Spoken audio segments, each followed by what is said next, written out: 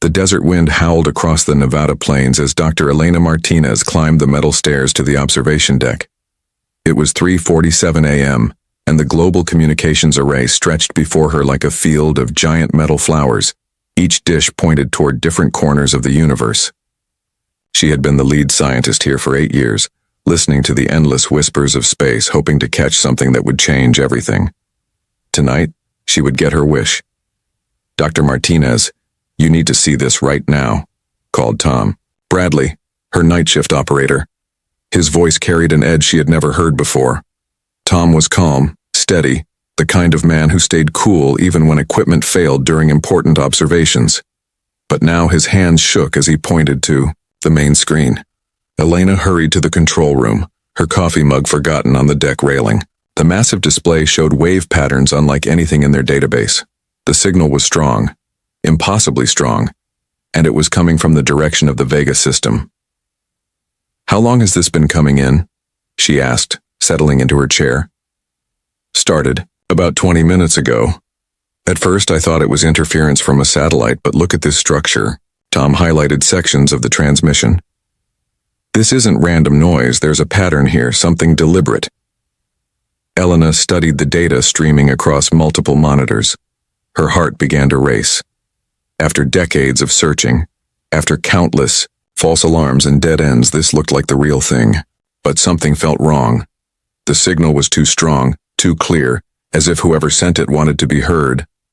"Run it through the translation protocols," she ordered, "and call the team, all of them." Within an hour, the control room buzzed with activity. Dr. James Cooper, their linguistics expert, bent over his computer while engineer Lisa Park worked on cleaning up the signal. Others gathered around workstations, their faces lit by the glow of screens showing humanity's first contact with alien intelligence. "I'm getting structure," Cooper announced. "Mathematical concepts, star charts, and something else. Something big." Elena felt a chill that had nothing to do with the desert night. "What kind of something?" Cooper's face went pale. "Technical specifications, weapon designs, and coordinates. Lots of coordinates." The room fell silent except for the hum of computers and the distant wind. Elena walked to Cooper's station and looked at his screen. Symbols filled the display, alien writing that their computers were slowly translating into human language. "This isn't a greeting," she whispered. "No," Cooper agreed.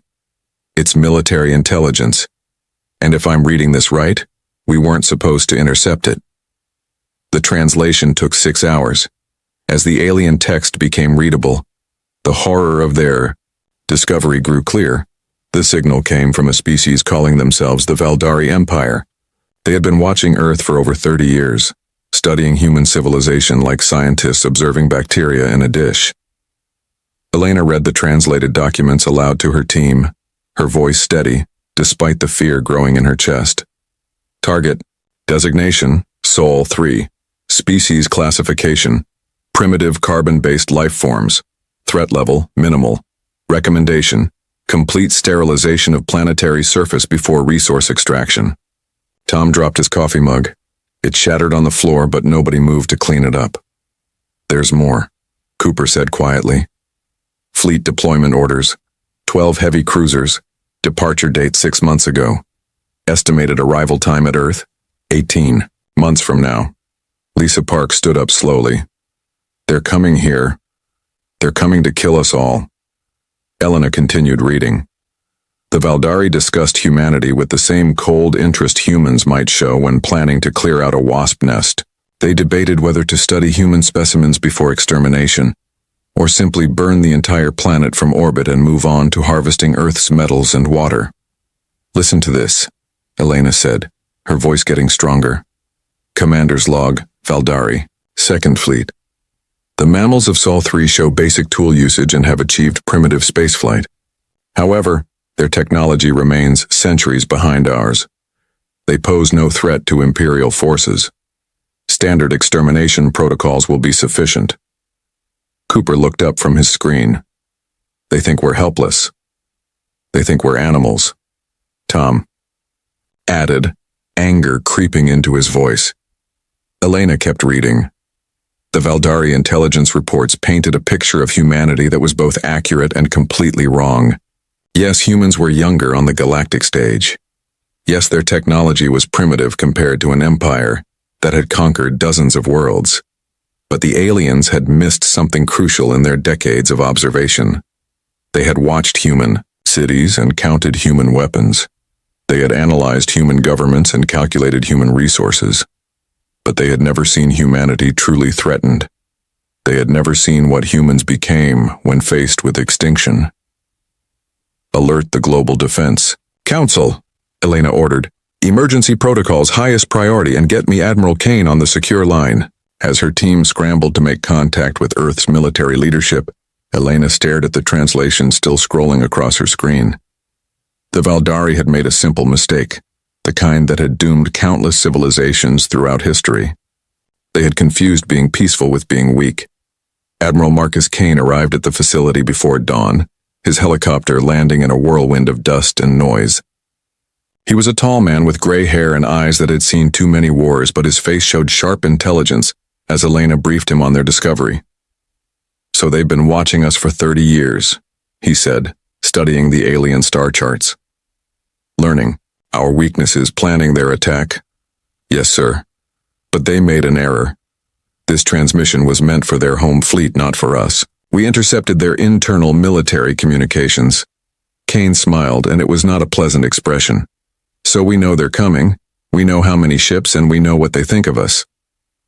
"We also know their technology," Lisa added. "The signal contains technical specifications, weapon designs, shield frequencies. They sent us a blueprint of their own military systems."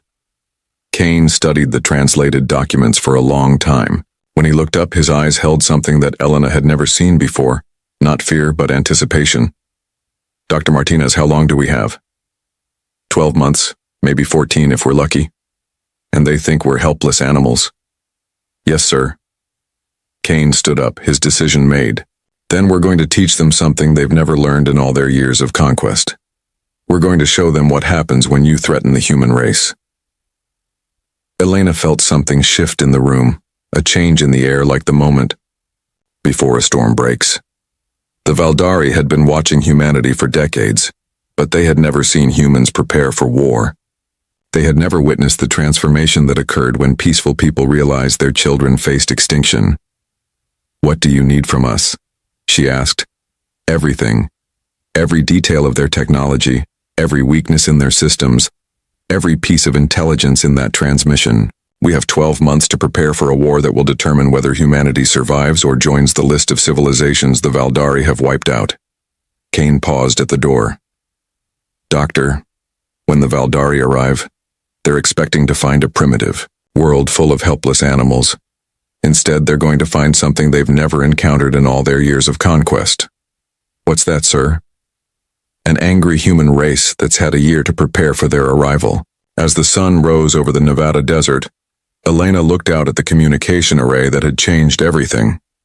The dishes still pointed toward the stars, but now they carried a different purpose. They were no longer just listening to the universe.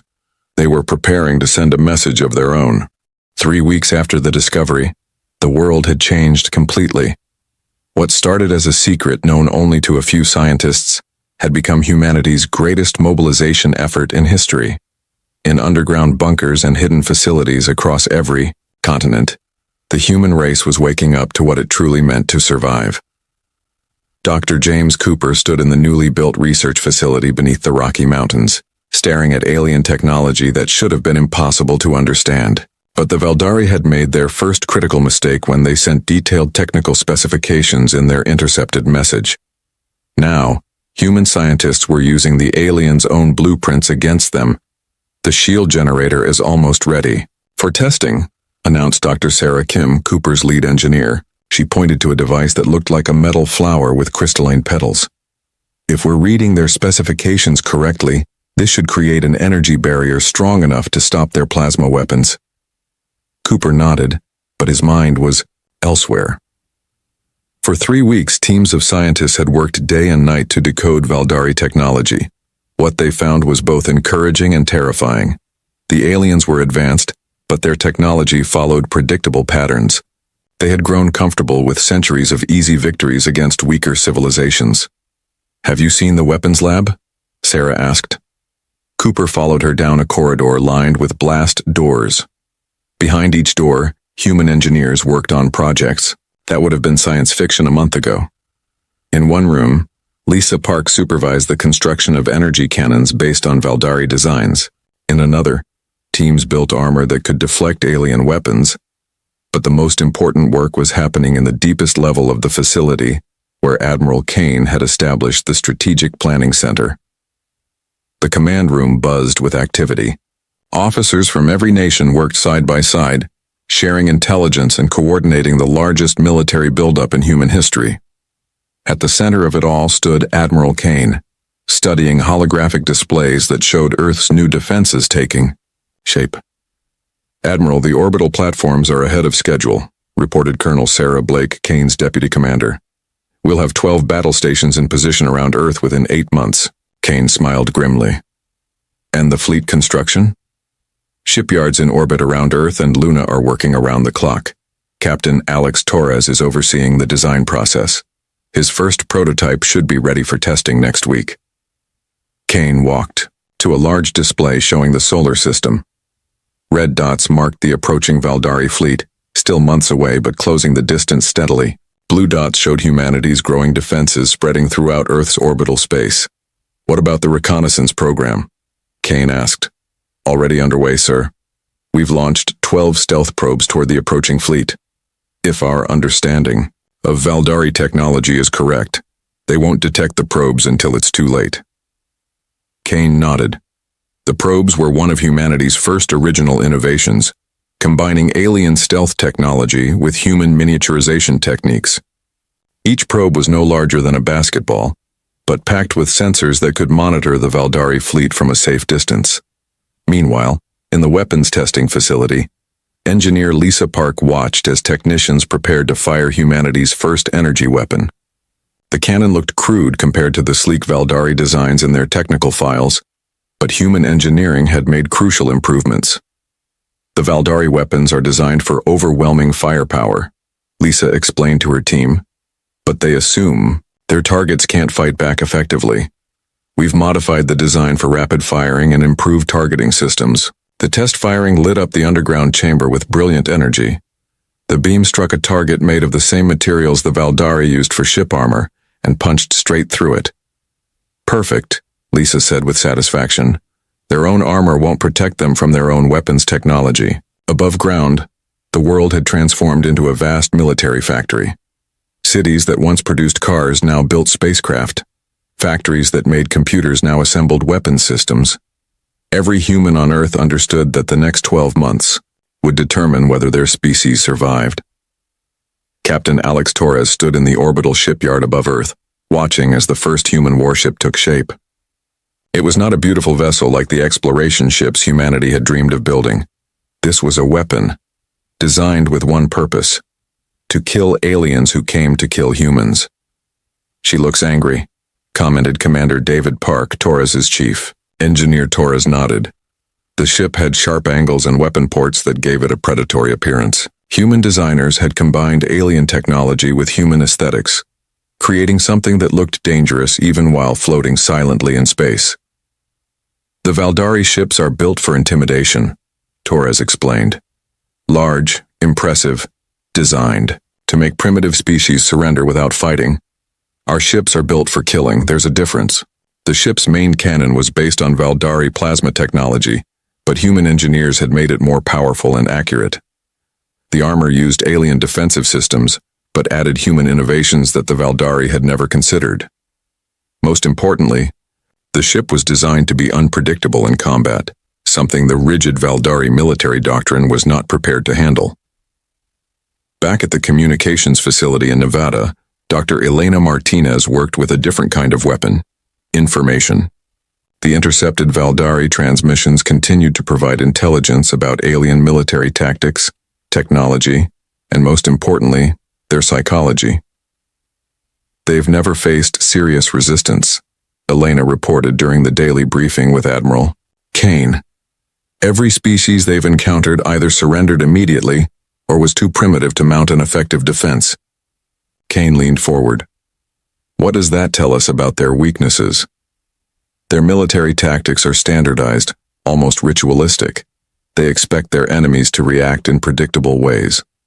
When the Valdari arrive at a world, they broadcast surrender, demands wait for submission, then begin extermination procedures. It's been the same pattern for centuries.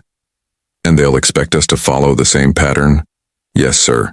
They'll demand our surrender, expect us to panic and beg for mercy, then proceed with standard extermination protocols. They're not prepared for a species that fights back intelligently. Dr. Cooper joined the conversation from his research facility. We've made another breakthrough in understanding their command structure. The Valdari are extremely hierarchical.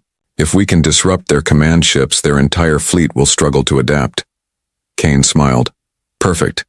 Continue monitoring their transmissions. I want to know everything about how they think and fight. As weeks passed, the changes on Earth became more dramatic. Children learned about alien threats in school while their parents worked in weapons factories.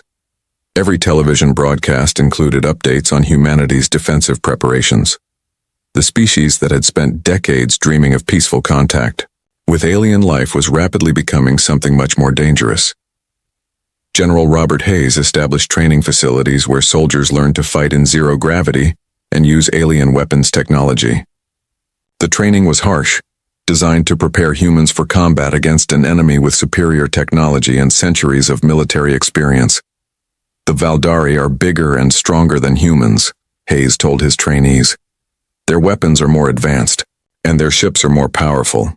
But they've never fought humans before.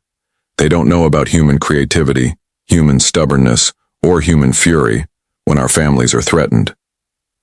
The soldiers trained with captured alien equipment, learning to turn Valdari technology against its creators. They practiced boarding actions on mock-ups of alien ships, using human tactics adapted for alien environments. Meanwhile, scientists worked on projects that would have seemed impossible before the alien threat emerged. Dr. Kim's team perfected personal shield generators that could protect individual soldiers. Lisa Park developed portable weapons that could penetrate Valdari armor. Cooper's linguistics team learned to speak alien languages, preparing for interrogations and psychological warfare. But perhaps the most important development was happening in humanity's collective psychology. The species that had reached for the stars with hope and curiosity was discovering something darker within themselves. The same drive that had led humans to explore and create was now focused on a single goal, making sure that any alien species that threatened human existence would regret that decision. Admiral Kane stood on the observation deck of the orbital command station, looking down at Earth's blue surface. 12 months ago, it had been a peaceful world where humanity's greatest conflicts were economic and political disputes. Now it was becoming something the galaxy had never seen. An entire planet preparing for war. Sir, the first probe has reached the Valdari fleet, reported Colonel Blake. Kane turned to the communication console. What do we see? The images appeared on screen. Massive alien ships moving in perfect formation through space. They were beautiful, in their own way, but Kane saw them as 12 threats to human survival. They're not even trying to hide, he observed. They think we can't detect them. Should we maintain surveillance? Kane nodded. Keep watching them. I want to know everything about their capabilities before they arrive. And Colonel? Yes, sir. Make sure our people 8 months had passed since the alien signal changed everything. Earth no longer looked the same from space. Where once there had been peaceful cities and quiet farmlands, now massive construction projects stretched across every continent. Humanity was reshaping their entire world into a fortress. Captain Alex Torres floated in the command center of humanity's newest orbital shipyard, watching the final assembly of their 10th warship. The vessel was sleek and deadly, bristling with weapons that combined alien technology with human engineering. But what made Torres smile was not the ship's firepower. It was the fact that they had built 10 ships in 8 months, something the Valdari intelligence report said was impossible for a primitive species. "Captain, we're receiving data from Probe 7, announced Lieutenant Mark Chen from the communications station. The probe had been shadowing the Valdari fleet for 3 months, sending back detailed information about alien ship movements and tactical formations. Torres moved to the main display where images of the approaching alien fleet filled the screen. 12 massive warships moved through space in perfect formation, their hulls gleaming with the confidence of a species that had never lost a battle. "Any changes in their approach?" Torres asked. "No, sir. Same formation, same speed. They're not even running active scans. They have no idea we're watching them." Torres nodded grimly. The Valdari arrogance was becoming their weakness. After centuries of easy victories, they had grown careless. They approached Earth like farmers coming to clear a field, not warriors preparing for battle. Down on Earth's surface, the transformation was even more dramatic. Dr. Elena Martinez stood on the observation platform of the Global Defense Center in Colorado, looking out over a landscape that had been completely rebuilt for war. Factories that once made civilian goods now produced weapons and armor. Research facilities that had studied peaceful sciences now focused on military technology. "The shield generators are ready for final testing," reported Dr. Sarah Kim over the communication system. She was speaking from a facility in Australia, where teams had spent months perfecting planetary defense systems based on alien technology. Elena watched as the test began. High above Earth's atmosphere, a network of satellites activated simultaneously. Energy barriers appeared in space, creating a protective shell around the planet. The shields were invisible to the naked eye, but sensors showed them clearly. A defensive grid that could stop Valdari plasma weapons. "Excellent work," Elena replied. "How long can we maintain full shield coverage?"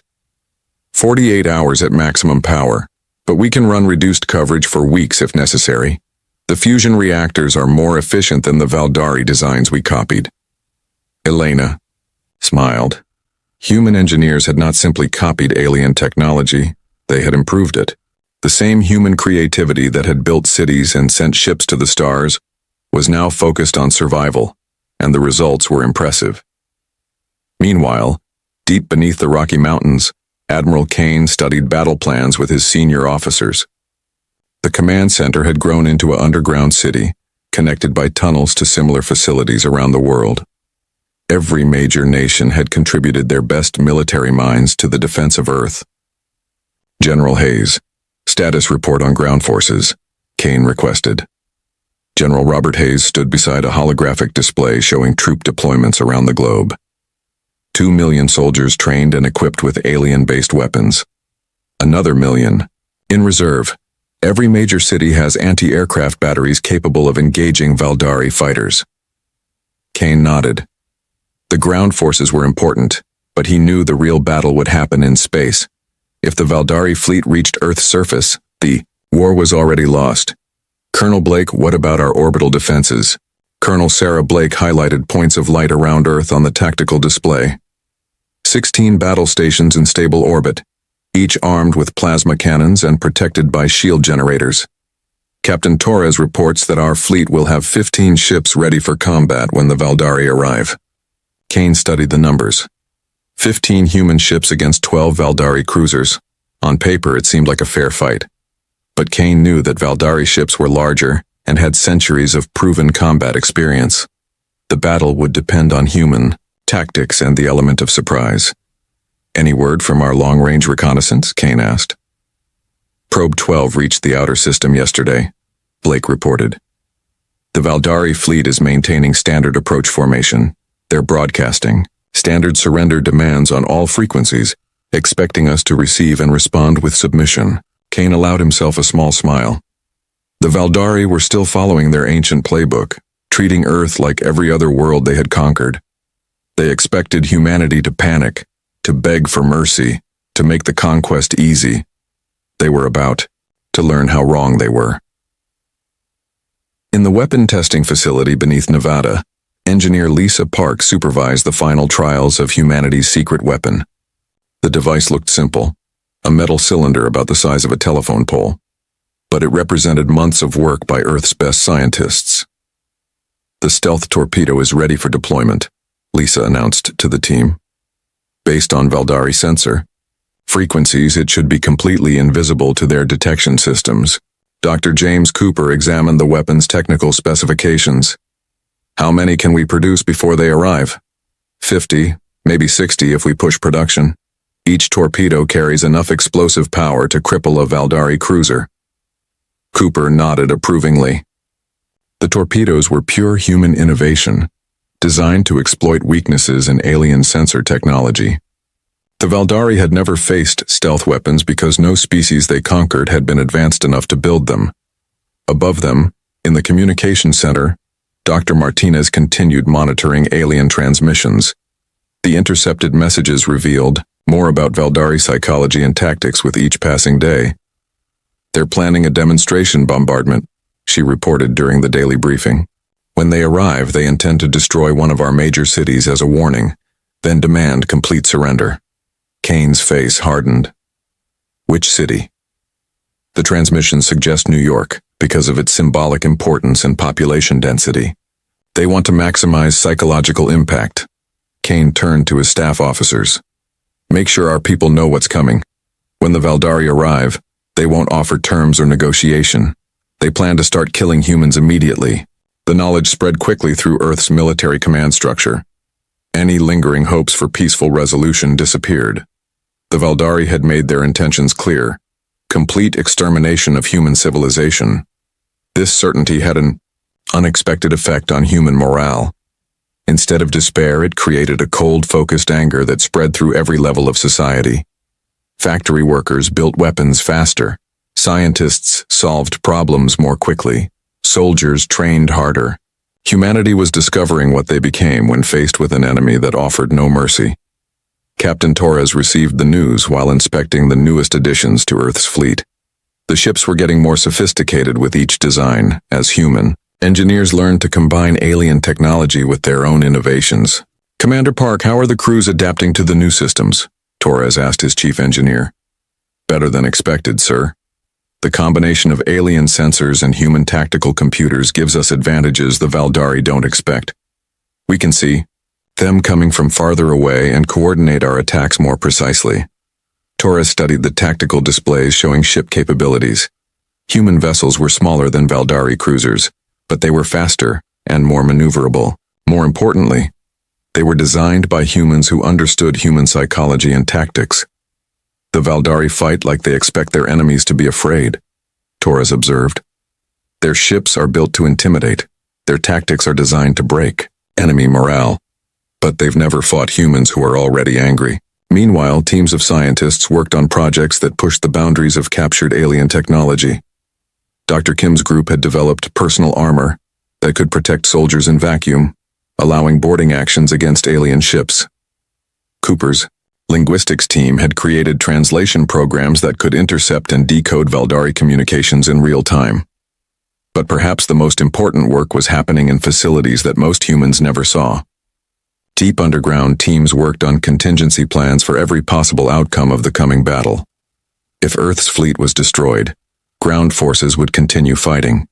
If the orbital defenses failed, cities would resist with guerrilla warfare. If everything else was lost, hidden bases would preserve human knowledge and culture for future generations.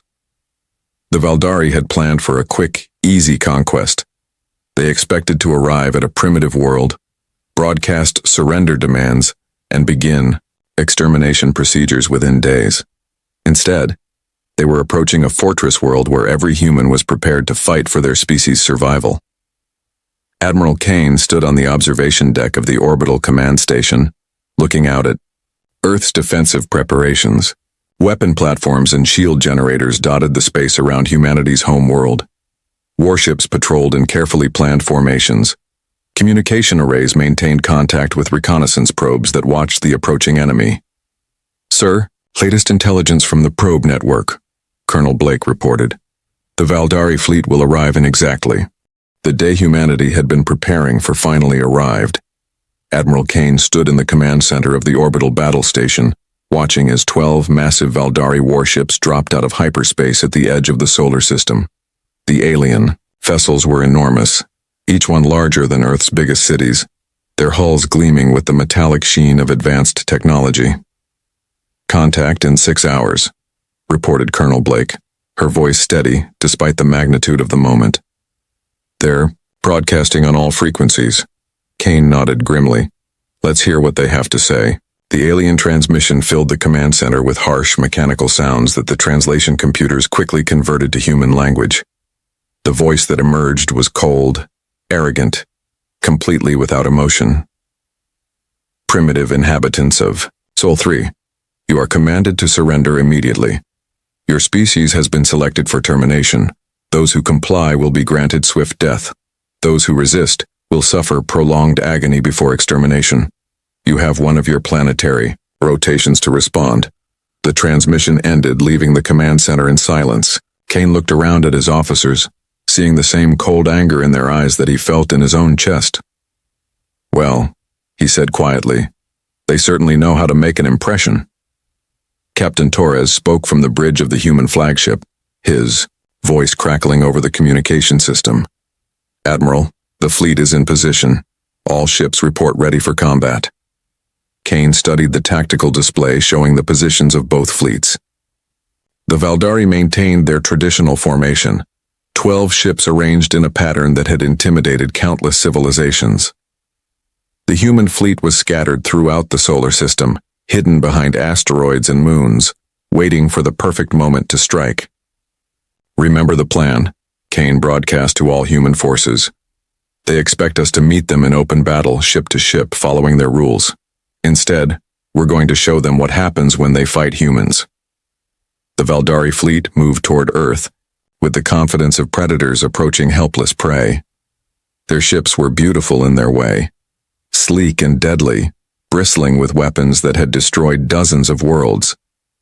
But as they approached the inner solar system, something began to go wrong. The first sign of trouble came from the Valdari flagship.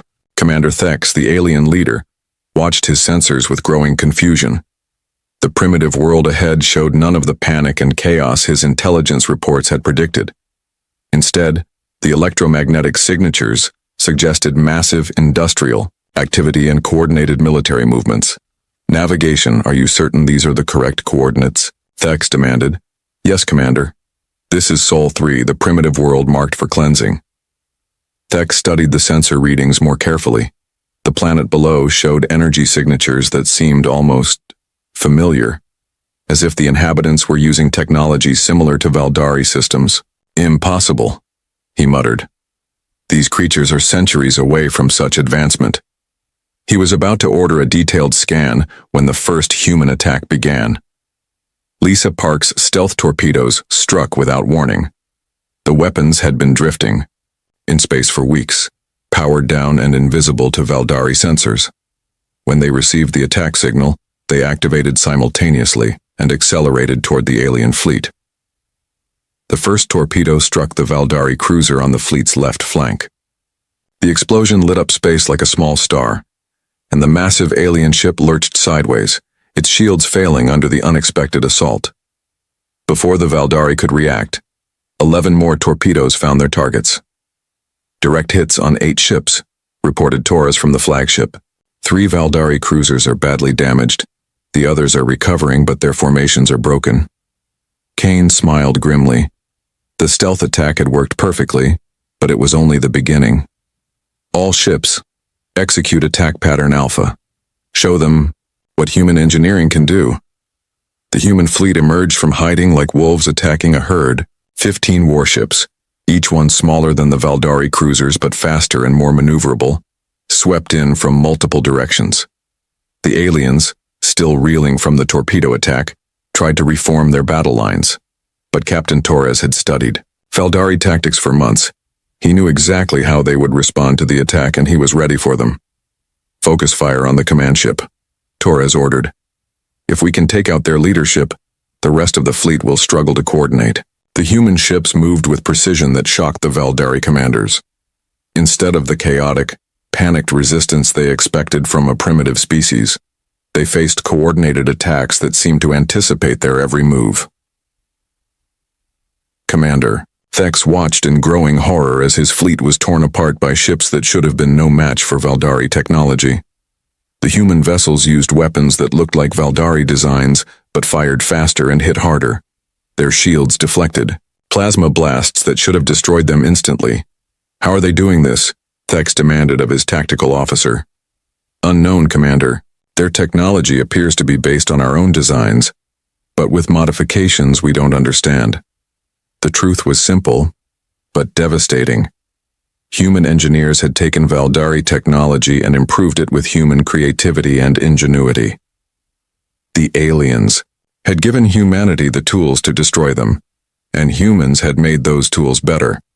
The battle raged for 2 hours. The Valdari ships were powerful, but they were designed for intimidation and overwhelming firepower against helpless targets. The human fleet was built for war against a superior enemy, and every ship had been crafted with deadly efficiency. General Hayes watched the space battle from the command bunker beneath Colorado, coordinating the planetary defense systems. When 3 damaged Valdari ships broke away from the main battle and headed for Earth, he was ready. "Activate the orbital defense grid," he ordered. The space around Earth lit up with energy as 16 battle stations opened fire simultaneously. The approaching Valdari ships found themselves caught in a crossfire of plasma beams and missile salvos. Their shields, already weakened by the earlier battle, began to fail under the concentrated assault. "Sir, one of the alien ships is trying to reach the surface," reported Colonel Blake. Hayes studied the tactical display. The damaged Valdari cruiser was diving toward Earth's atmosphere, probably hoping to crash land and establish a ground base. It was exactly what human forces had been preparing for. "Let them come," Hayes said calmly. "We have a welcoming committee ready." The alien ship broke through Earth's atmosphere, trailing fire and smoke. Its crew, desperate and angry, managed to land in a remote area of Australia. Within minutes, they were transmitting distress signals to the rest of their fleet. But the humans had been listening. Dr. Martinez and her team had broken the Valdari communication codes months ago, and they knew exactly what the aliens were planning. "They're requesting immediate reinforcement," Martinez reported. "They want the main fleet to abandon the space battle and attack Earth directly." Admiral Kane smiled coldly. "Perfect. Signal all ships to fall back to Earth orbit. Make it look like we're retreating." The Valdari fleet, seeing the human ships withdraw, interpreted it as a sign of weakness. Commander Thex, his own ship badly damaged but still functional, ordered his remaining 8 cruisers to pursue the retreating humans. It was exactly what Kane had hoped for. As the Valdari fleet entered Earth's orbital space, they found themselves surrounded. The human ships that had appeared to retreat were actually taking up predetermined positions. The orbital defense stations powered up their weapons, and from the surface of Earth, thousands of ground-based weapon systems targeted the alien fleet. "Fire everything," Kane ordered.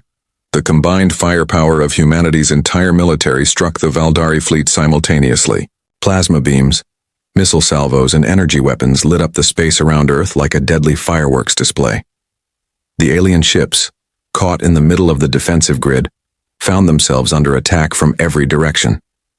Commander Thex realized, too late, that he had led his fleet into a trap.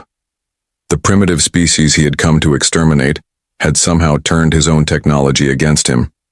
His ships were being destroyed by weapons that used Valdari designs, but fired with human precision and coordination. "All ships retreat to hyperspace," he ordered desperately. But the humans had planned for this too.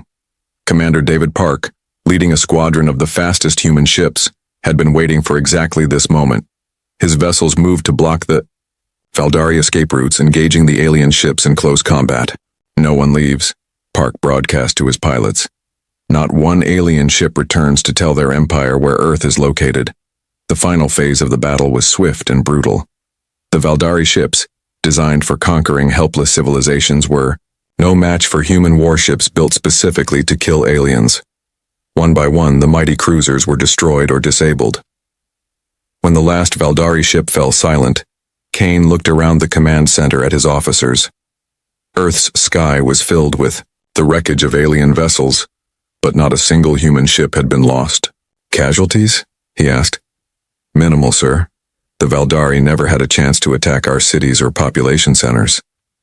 Kane nodded slowly. The battle was over, but he knew this was only the beginning. Somewhere in the galaxy, the Valdari Empire was waiting for news of their fleet's easy victory. When that news never came, they would eventually send more ships to Eye. 3 months after the battle, Admiral Kane stood in the interrogation chamber deep beneath the Global Defense Center. Across from him sat Commander Thex, the highest-ranking Valdari survivor from the destroyed fleet. The alien was tall and lean, with silver skin and dark eyes that had once looked upon dozens of conquered worlds. Now those eyes showed something they had never held before. Fear. Your empire will send more ships, Thex said in broken human language, his voice carrying the arrogance that came from centuries of easy victories. You cannot defeat the full might of the Valdari. Kane leaned back in his chair, studying the alien commander with calm interest. Tell me about your empire, Commander. How many worlds have you conquered? 47 systems bow before Valdari might, Thex replied with pride. Your primitive species will be the 48th. And how many of those worlds fought back? Thex paused, confusion crossing his features. None fought back. Resistance is pointless against superior technology. Kane smiled coldly. That's your problem, Commander. You've spent so long bullying helpless civilizations that you forgot what happens when you face someone who can fight back. Dr. Elena Martinez entered the chamber carrying a datapad filled with intelligence gathered from captured Valdari ships.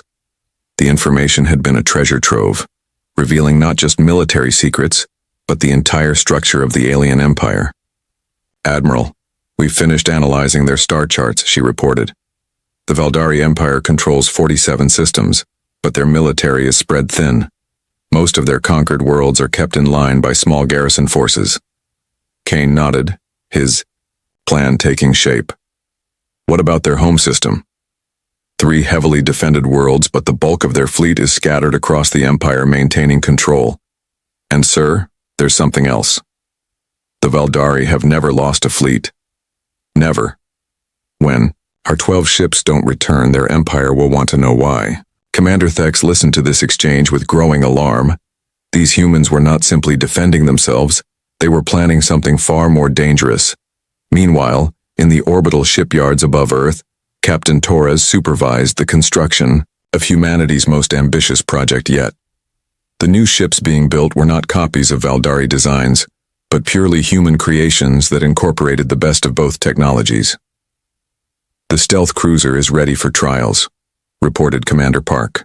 From the test vessel's bridge, the ship was sleek and deadly, designed to be invisible to Valdari sensors while carrying enough firepower to destroy anything it encountered. Torres smiled as he watched the ship maneuver through space. Human engineers had surpassed their alien teachers, creating vessels that were faster, more powerful, and far more dangerous than anything the Valdari had ever built. How many are ready for deployment? Torres asked. 6 stealth cruisers, 12 assault ships, and 20 fighter squadrons, all equipped with the new plasma weapons and shield systems. Torres nodded with satisfaction. The fleet was small compared to the massive Valdari armadas, but it was designed for a specific mission that had nothing to do with defense. In the Strategic Planning Center, General Hayes spread star charts across the holographic display, showing the locations of Valdari military bases and garrison worlds. The captured alien databases had provided humanity with detailed intelligence about their enemy's empire. The Valdari maintained control through fear, Hayes explained to his staff officers. Small forces on each conquered world, backed up by the threat of overwhelming retaliation if anyone rebels. But what happens when that fear is removed? Colonel E. Blake studied the tactical information. You're suggesting we attack their garrison worlds? Not attack, Hayes corrected. Liberate. Every world the Valdari conquered by force can be freed the same way. And when those worlds see that the mighty Valdari can be defeated, the entire empire will start to crumble. Kane entered the planning session, having finished his interrogation of the alien commander. Thex confirmed what we suspected. The Valdari, Empire is built on a foundation of terror and intimidation. They rule through fear because they've never faced serious resistance. What about their homeworlds? Asked General Hayes. Heavily defended but isolated. If we can cut off their outer territories, the core worlds will be surrounded by free systems that hate them. Kane smiled grimly. The Valdari made their empire by crushing hope. We're going to give that hope back. Dr. Cooper's linguistics team had been working around the clock to understand not just Valdari language, but the languages of the species they had conquered. The captured databases contained communication records from dozens of different civilizations, all silenced by Valdari conquest. We can communicate with the conquered populations, Cooper reported during the daily briefing. Most of the worlds were attacked recently enough that survivors still remember their freedom. Kane nodded approvingly. Perfect.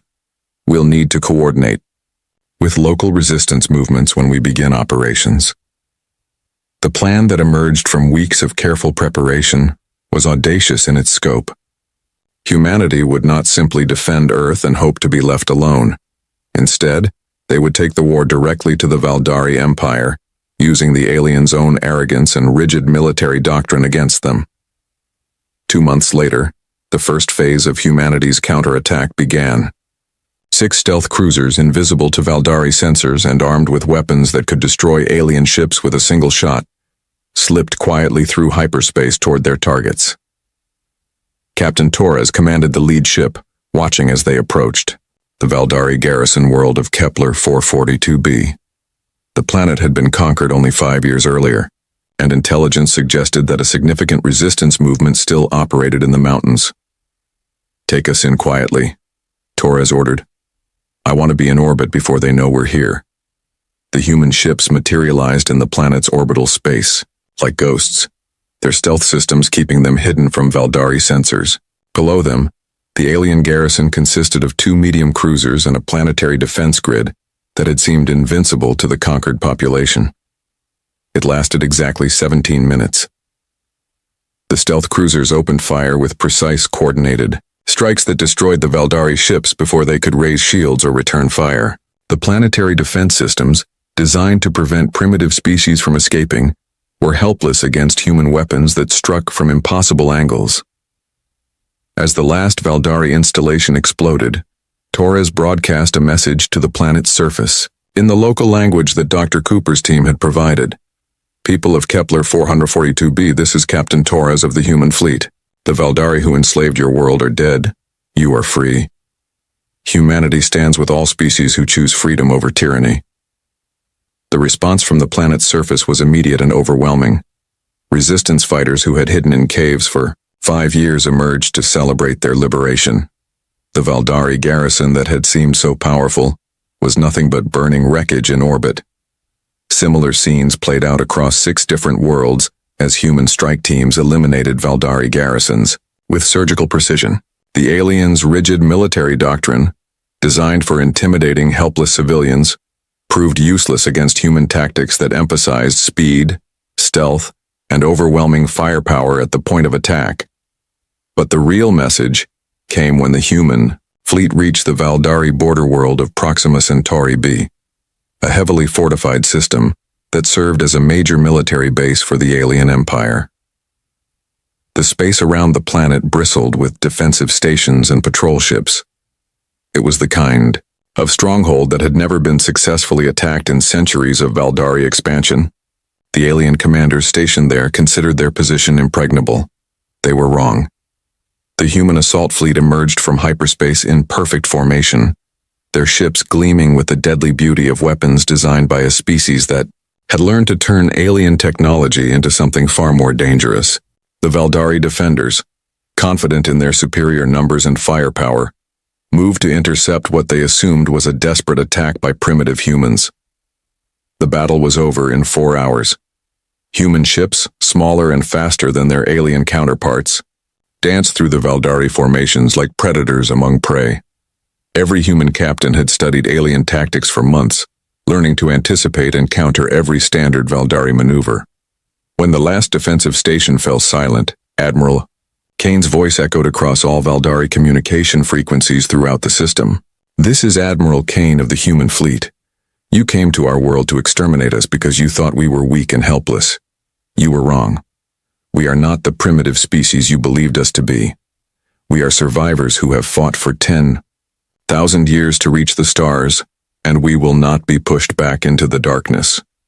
Kane paused, letting his words sink in to every Valdari listener. Every world you have conquered will be freed. Every species you have enslaved will know that. The mighty Valdari can be defeated. Your empire was built on fear and intimidation, but today that fear dies. Any species that threatens human existence will learn what we learned long ago on our own world. That freedom is worth any price, and that some species would rather die fighting than live as slaves. The message was broadcast throughout Valdari, space, carrying with it footage of the destroyed fleet and liberated worlds. For the first time in centuries, the conquered populations of the conference chamber floated in the void between stars, a massive station that had witnessed 10,000 years of peace. Inside, representatives from 47 species sat in their designated sections, their forms ranging from the crystalline Zephyrini to the gas-dwelling Vortham. At the center podium stood Ambassador Sarah Chen of Earth, her small human frame dwarfed by the towering delegates around her. She had been speaking for 20 minutes. No one was listening anymore. The Krell Dominion has taken 12 systems in 6 months, Chen said, her voice steady despite the dismissive chittering from the hive mind section. Your projections show they will control a quarter of council space within 2 years. We are offering military assistance. High Counselor Vextar, a being that resembled a floating jellyfish made of pure light, pulsed with what the translator rendered as condescension. Ambassador Chen, humanity has been part of this council for merely 200 years. The Krell are a known quantity. They have expanded before. They always stop. Not this time, Chen said. She pulled up holographic displays showing fleet movements, resource allocations, and strategic positions. Look at the pattern. This is not opportunistic expansion. This is systematic conquest. They are building something. We appreciate Earth's enthusiasm, said Counselor Zephyros, one of the ancient Zephrani whose species had helped found the council. His tone was gentle but firm. However, the Terran restriction protocols exist for good reason. Your species has been at peace for less than 3 centuries. Before that, you spent 10,000 years in nearly constant warfare with yourselves. Chen felt the familiar frustration rising in her chest. The same conversation, the same concerns, the same fear of what humans might do if given real military authority. She had been Earth's ambassador for 15 years. In that time, she had watched humanity treated like dangerous children, kept at arm's length, always under observation. Counselor Zephyros, with respect, our history makes us uniquely qualified to recognize what the Krell are doing, Chen said. We know conquest when we see it. We have seen it from both sides. Which is precisely why we cannot allow human military forces to operate freely in council space, Vextar interrupted. The protocols are clear. Human vessels may not travel in groups larger than 3 ships. Human weapons technology may not exceed Category 4 authorization. These rules protect everyone, including yourselves. Chen looked around the chamber. Some species looked uncomfortable. Others looked relieved that someone had said it. The Krell threat was real, but apparently letting humanity help was worse than losing systems to an aggressive empire. Very well, Chen said quietly. She closed her data displays and straightened her uniform. I have one final message from Earth High Command, to be delivered if this council rejected our offer. The chamber fell silent. Something in Chen's tone made even the most dismissive delegates pay attention. When you change your mind, Chen said, meeting the eyes of each council member in turn, it will already be too late. She walked out of the chamber without waiting to be dismissed. 3 days later, the Krell made their intentions perfectly clear. The attack came at dawn on New Beijing, a thriving human colony world with 4 billion inhabitants. The Krell fleet emerged from faster-than-light travel already firing. Orbital defense platforms designed to council safety specifications lasted 17 minutes. The planetary shield, also built to council standards, collapsed under sustained bombardment. What followed was not an invasion. It was a message, kinetic bombardment from orbit, precisely targeted strikes on population centers, industrial zones, and transportation hubs. No ground troops, no occupation, just destruction from above, methodical and complete. When the Krell fleet left 8 hours later, New Beijing was a burning ruin. 3.7 billion dead. The same pattern repeated across 49 other human colony worlds over the next 72 hours. The Krell struck with overwhelming force, destroyed everything of value, and moved on. They were not trying to conquer human space. They were trying to erase it. In the Galactic Council chambers, emergency sessions ran around the clock. Species that had dismissed Chen's warnings now scrambled to understand what was happening. The Krell had declared war on Earth directly, bypassing all diplomatic protocols, ignoring all attempts at communication. "We must intervene," Councillor Zephyros argued, his crystalline form pulsing with agitation. "The Krell have violated every principle of civilized warfare. We cannot allow this genocide to continue. The Council fleet is already overextended." Vextar responded, "We lost 30% of our peacekeeping forces trying to stop their expansion into the Outer Rim. If we commit more ships, we leave the core worlds vulnerable.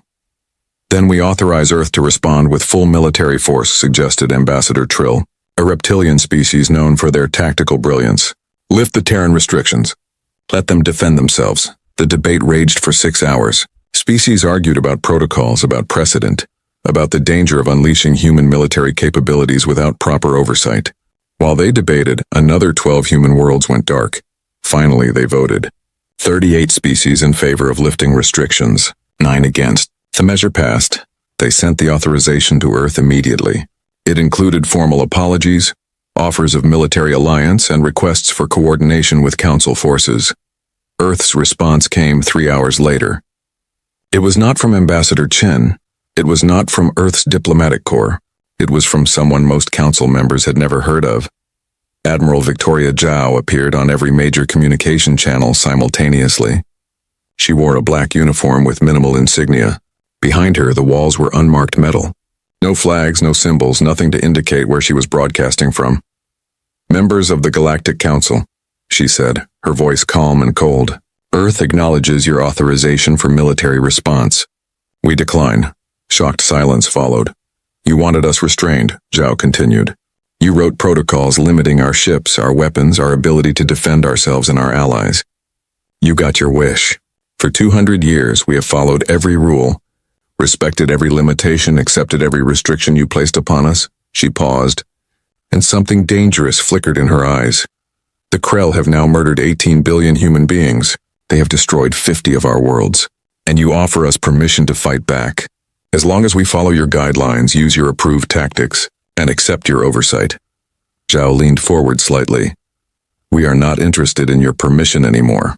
Earth is withdrawing from the Galactic Council, effective immediately. All human ambassadors are returning home. All treaties are suspended. All diplomatic relations are severed. We are closing our borders." "Admiral Zhao," Councillor Vextar tried to interrupt, but she continued speaking. "You will not see our ships. You will not detect our movements. You will not know what we are doing or where we are doing it. And when this is over, we will discuss what kind of relationship, if any, humanity wants with a galaxy that watched 18 billion of us die while debating proper procedures."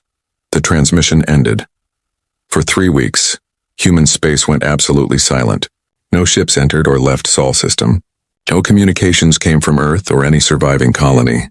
It was as if humanity had simply vanished from the galaxy. The Council sent diplomatic missions. They were turned away at the border by automated messages. "Human space is closed.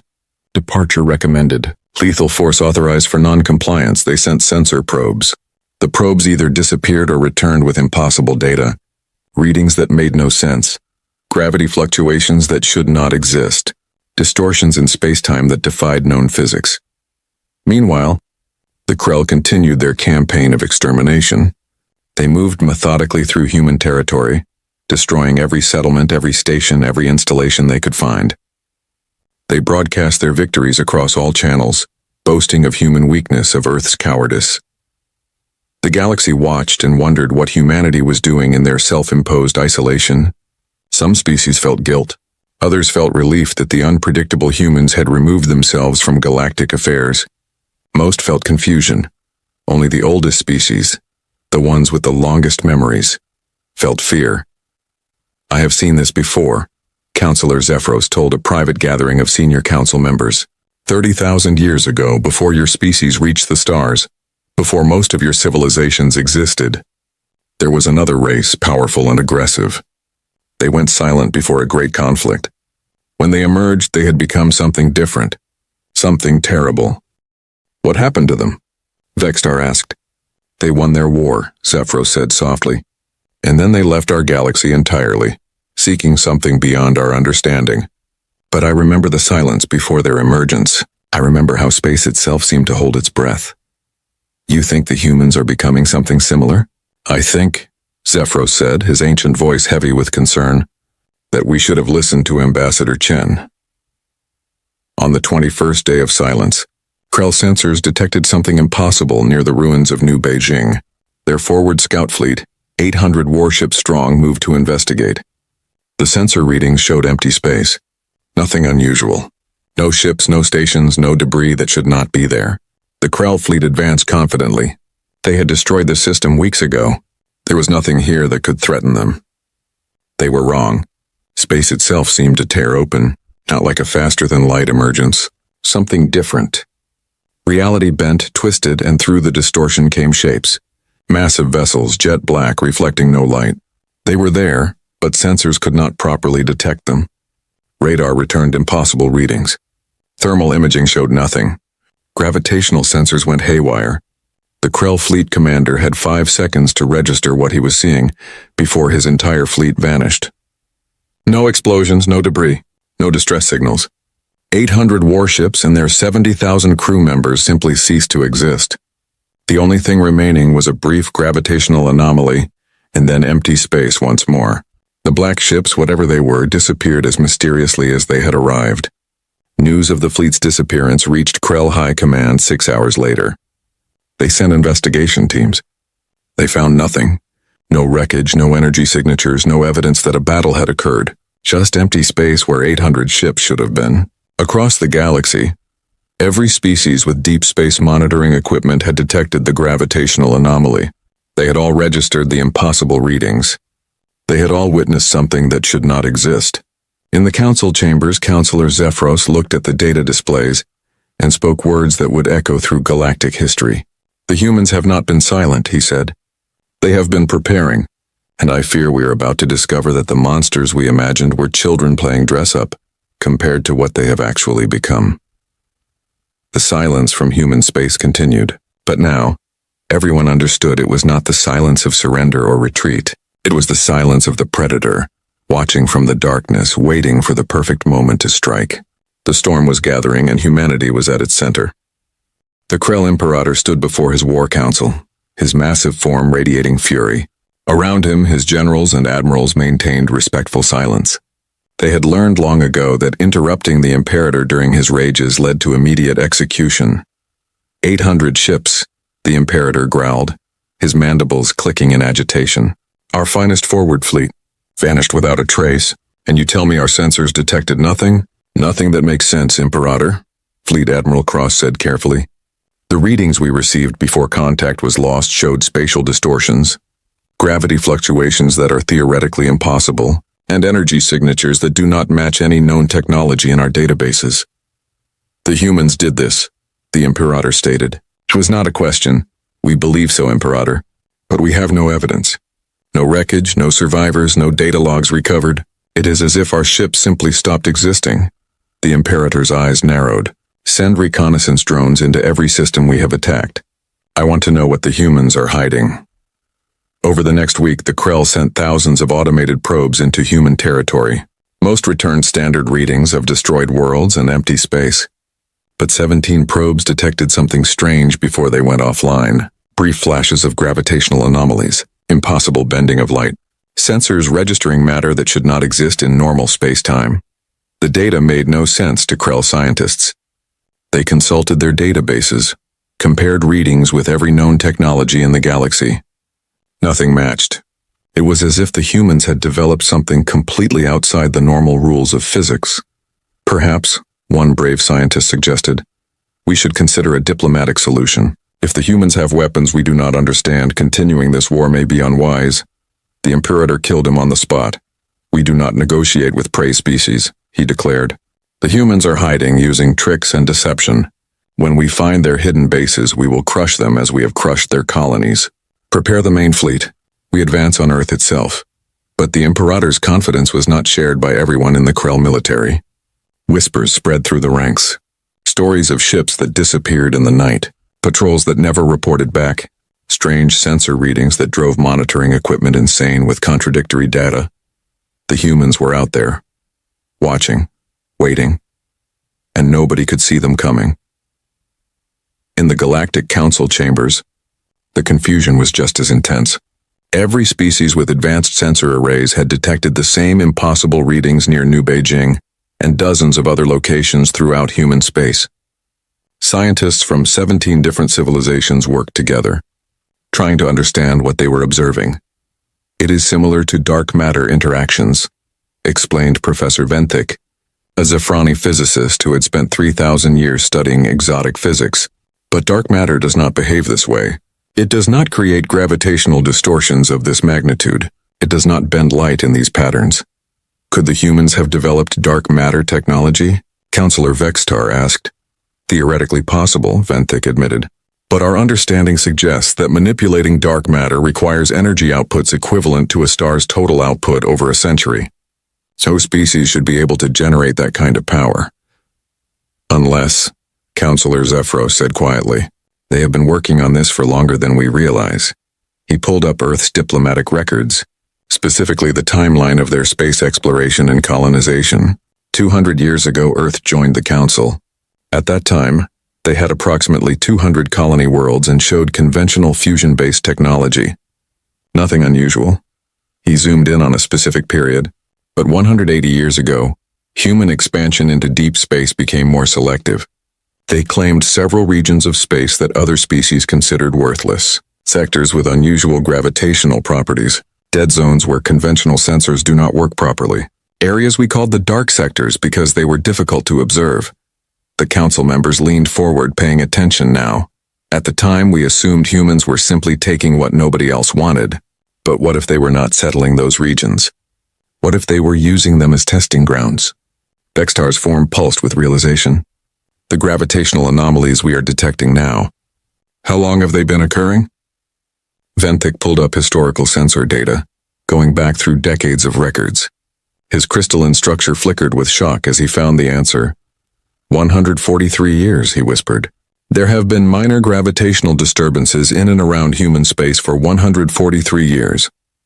We dismiss them as natural phenomena, background noise in our data. They have been testing these weapons for over a century, Zephyros said. Right under our observation. We were watching them the entire time, convinced we knew what they were doing, and we saw nothing. The implications settled over the council like a heavy blanket. For nearly a century and a half, humanity had been developing technology that broke every known rule of physics, and they had done it in plain sight, hidden only by the galaxy's arrogant assumption that humans were too primitive to do anything truly revolutionary. What else have they been hiding? Vextar asked, and nobody had an answer. On Earth, in a command center buried 3 kilometers below the surface, Admiral Zhao watched displays showing real-time positions of every major Krell fleet. Around her, dozens of officers worked at their stations, coordinating operations across a front that spanned hundreds of light years. The Imperator is mobilizing his core fleet, reported Commander Marcus Webb, her second in command. 2,000 capital ships, 10,000 support vessels. They are heading for Sol System. Expected, Zhao said calmly. How long until they arrive? At their current speed, 6 days. And our assets in position? The Shadow Fleet reports ready status. All captains confirm green lights. We can engage at your command. Zhao studied the tactical display. The Krell were doing exactly what her strategists had predicted. Overwhelming force, direct assault, no subtlety. They believed they understood warfare. They believed strength was measured in numbers and firepower. They were about to learn different. Not yet, she said. Let them come closer. I want them deep in our territory before we show ourselves. Ma'am, the Council has been sending diplomatic requests every day, Webb said. They want to know what we are doing. They are offering military support again. Tell them nothing, Zhao replied. They made their choice when they watched 18 billion humans die while debating protocols. We make our own choices now. Webb nodded and returned to his station. Zhao continued watching the displays, her expression unreadable. She had been preparing for this moment for 23 years. From the day she had been selected to command the Dark Matter Initiative, through decades of testing, development, and training in the shadows, the galaxy thought humanity had been playing by their rules. They had been wrong. "Admiral," called out Lieutenant Sarah Kim from the communication station, "we are receiving a tight beam message from the Tough's Inevitability. Captain Rodriguez reports the ship is ready for the demonstration." "Good," Zhao said. "Execute the plan. It is time to stop hiding." Across human space, the order went out simultaneously. Dozens of ships that had been lurking in the shadows, invisible to all sensors, suddenly decloaked. Not fully visible, but enough. They appeared on sensor readings as distortions, as impossible masses that should not exist, as ships that were there but also not there. The Krell detected them immediately. Their sensors went wild with contradictory data. Ships that registered on gravitational sensors but not on thermal or electromagnetic. Vessels that seemed to exist in multiple locations simultaneously. Masses that defied physics. Panic spread through the Krell ranks. Reports flooded in from every occupied system. The humans were everywhere. They had been there all along, watching, invisible, waiting. The Galactic Council's monitoring stations detected the same thing. Suddenly, human ships were appearing across dozens of systems. Not actually appearing, Council scientists realized. Just allowing themselves to be detected. They had been there the entire time. "How many?" Counselor Vexstar demanded. "We count at least 300 capital-class vessels," reported the sensor technician. "But the readings are unstable. There could be more. There could be thousands. We cannot get accurate counts." 300 ships? Vexter said. "That is substantial but not overwhelming. The Krell have thousands." Professor Venthick was studying the energy readings with growing horror. "These signatures. Counselor, I do not think you understand. These ships are not just invisible. They are partially existing outside normal spacetime. They are using dark matter manipulation not just for stealth but for everything. Their engines, their weapons, their defenses. This technology is centuries beyond anything we have. How is that possible?" Vexstar demanded. "How did humans develop this without us knowing?" "Because we were not looking," Counselor Zephyros said quietly. "We were so busy making sure they followed our rules that we never questioned what they were doing in the places we could not see." In Krell space, Fleet Admiral Cross stood on the bridge of his flagship, the destroyer of worlds, staring at sensor displays that made no sense. His fleet was in formation, ready to advance on Earth, and suddenly there were human ships appearing all around them. Not close enough to engage, but close enough to be detected. They were being watched. "How many?" he demanded. "Unknown, Admiral," his sensor officer replied, his voice shaking. "The readings are inconsistent. Somewhere between 50 and 500 vessels in this sector alone." "Launch fighters," Cross ordered. "Send out reconnaissance squadrons. I want visual confirmation of these targets." The Krell fighters launched, speeding toward the nearest sensor contact. They transmitted video feeds back to the flagship. The images showed nothing but empty space at first. Then slowly, as they approached the coordinates, something began to appear. Not a ship emerging from stealth, but reality itself bending, light distorting around a massive absence in space. The shape of a vessel could be seen only by the way it blocked the stars behind it. It was enormous, larger than any Krell capital ship, and it was just hanging there doing nothing, simply existing as a reminder that humans could be anywhere invisible. Watching, the fighter squadron turned back, their pilots rattled. They had seen ghosts in the void, and the ghosts had let them run. All across the Krell Dominion, the same scene repeated. Human ships appeared just long enough to be detected, then faded back into invisibility. They did not attack. They did not engage. They just watched. It was psychological warfare at its finest. The Krell, who had built their empire on fear and overwhelming force, now felt what it was like to be the prey. To know that predators surrounded them, invisible and unstoppable. The Imperator received reports from 17 different fleet commanders. All said the same thing. The humans were everywhere. They could not be tracked. They could not be targeted. They appeared and disappeared at will. For the first time in his life, the Imperator felt something he had never experienced before. Uncertainty. In the council chambers, Ambassador Trill spoke the thought that everyone was thinking. "We have made a terrible mistake," he said. "We have been treating humanity like a dangerous child that needed supervision. But we were not their parents. We were not their guardians. We were the children playing at civilization, while they were preparing for a war we could not imagine. Counselor Zephyros looked at the sensor display showing the ghostly human vessels appearing across dozens of systems. The question now, he said, is what will they do with this power? Will they stop at defeating the Krell? Or will they decide that a galaxy that let 18 billion humans die is not worth saving? Nobody had an answer. In the darkness between stars aboard the Tough's Inevitability, Admiral Victoria Zhao prepared to address the galaxy one more time. She had let them see the ghosts. Now it was time to show them the monsters. The broadcast began without warning. Every communication channel in the galaxy, from military frequencies to civilian networks, suddenly carried the same signal. It overrode everything, impossible to block or ignore. The technology required to achieve such universal penetration should not have existed. But then again, many things about humanity should not have existed. Admiral Victoria Zhao appeared on trillions of screens across 47 civilizations. She stood on the bridge of a vessel unlike anything the galaxy had seen. Behind her, through massive viewports, hundreds of ships hung in space. They were visible now, fully material, but they still seemed wrong somehow. They bent light around their edges. Stars behind them appeared distorted. They looked like holes cut into reality itself. People of the galaxy, Zhao began, her voice calm and measured. For 150 years you have wondered what humanity was building in the dark sectors. You sent spies. You placed observers near our borders. You wrote reports speculating about our activities. You passed restrictions to limit what we could do. She paused, letting that sink in. Now you know. This is what we built. This is what we hid from you. This is the dark matter fleet. The camera pulled back, showing the bridge in its entirety. Officers worked at stations displaying data that looked like pure mathematics given form. Holographic displays showed fleet positions across dozens of systems. Everything looked efficient, organized, and utterly alien to standard galactic military doctrine. You are looking at the Tough's Inevitability, Zhao continued. She is the flagship of Earth's dark matter fleet. She is 4 kilometers long, carries a crew of 3,000, and can move between star systems in ways your physicists will claim are impossible. She is also not alone. The display changed, showing a tactical overview. Hundreds of ship signatures appeared, spread across human space and beyond. The numbers kept climbing as more vessels revealed themselves. 300, 500, 800.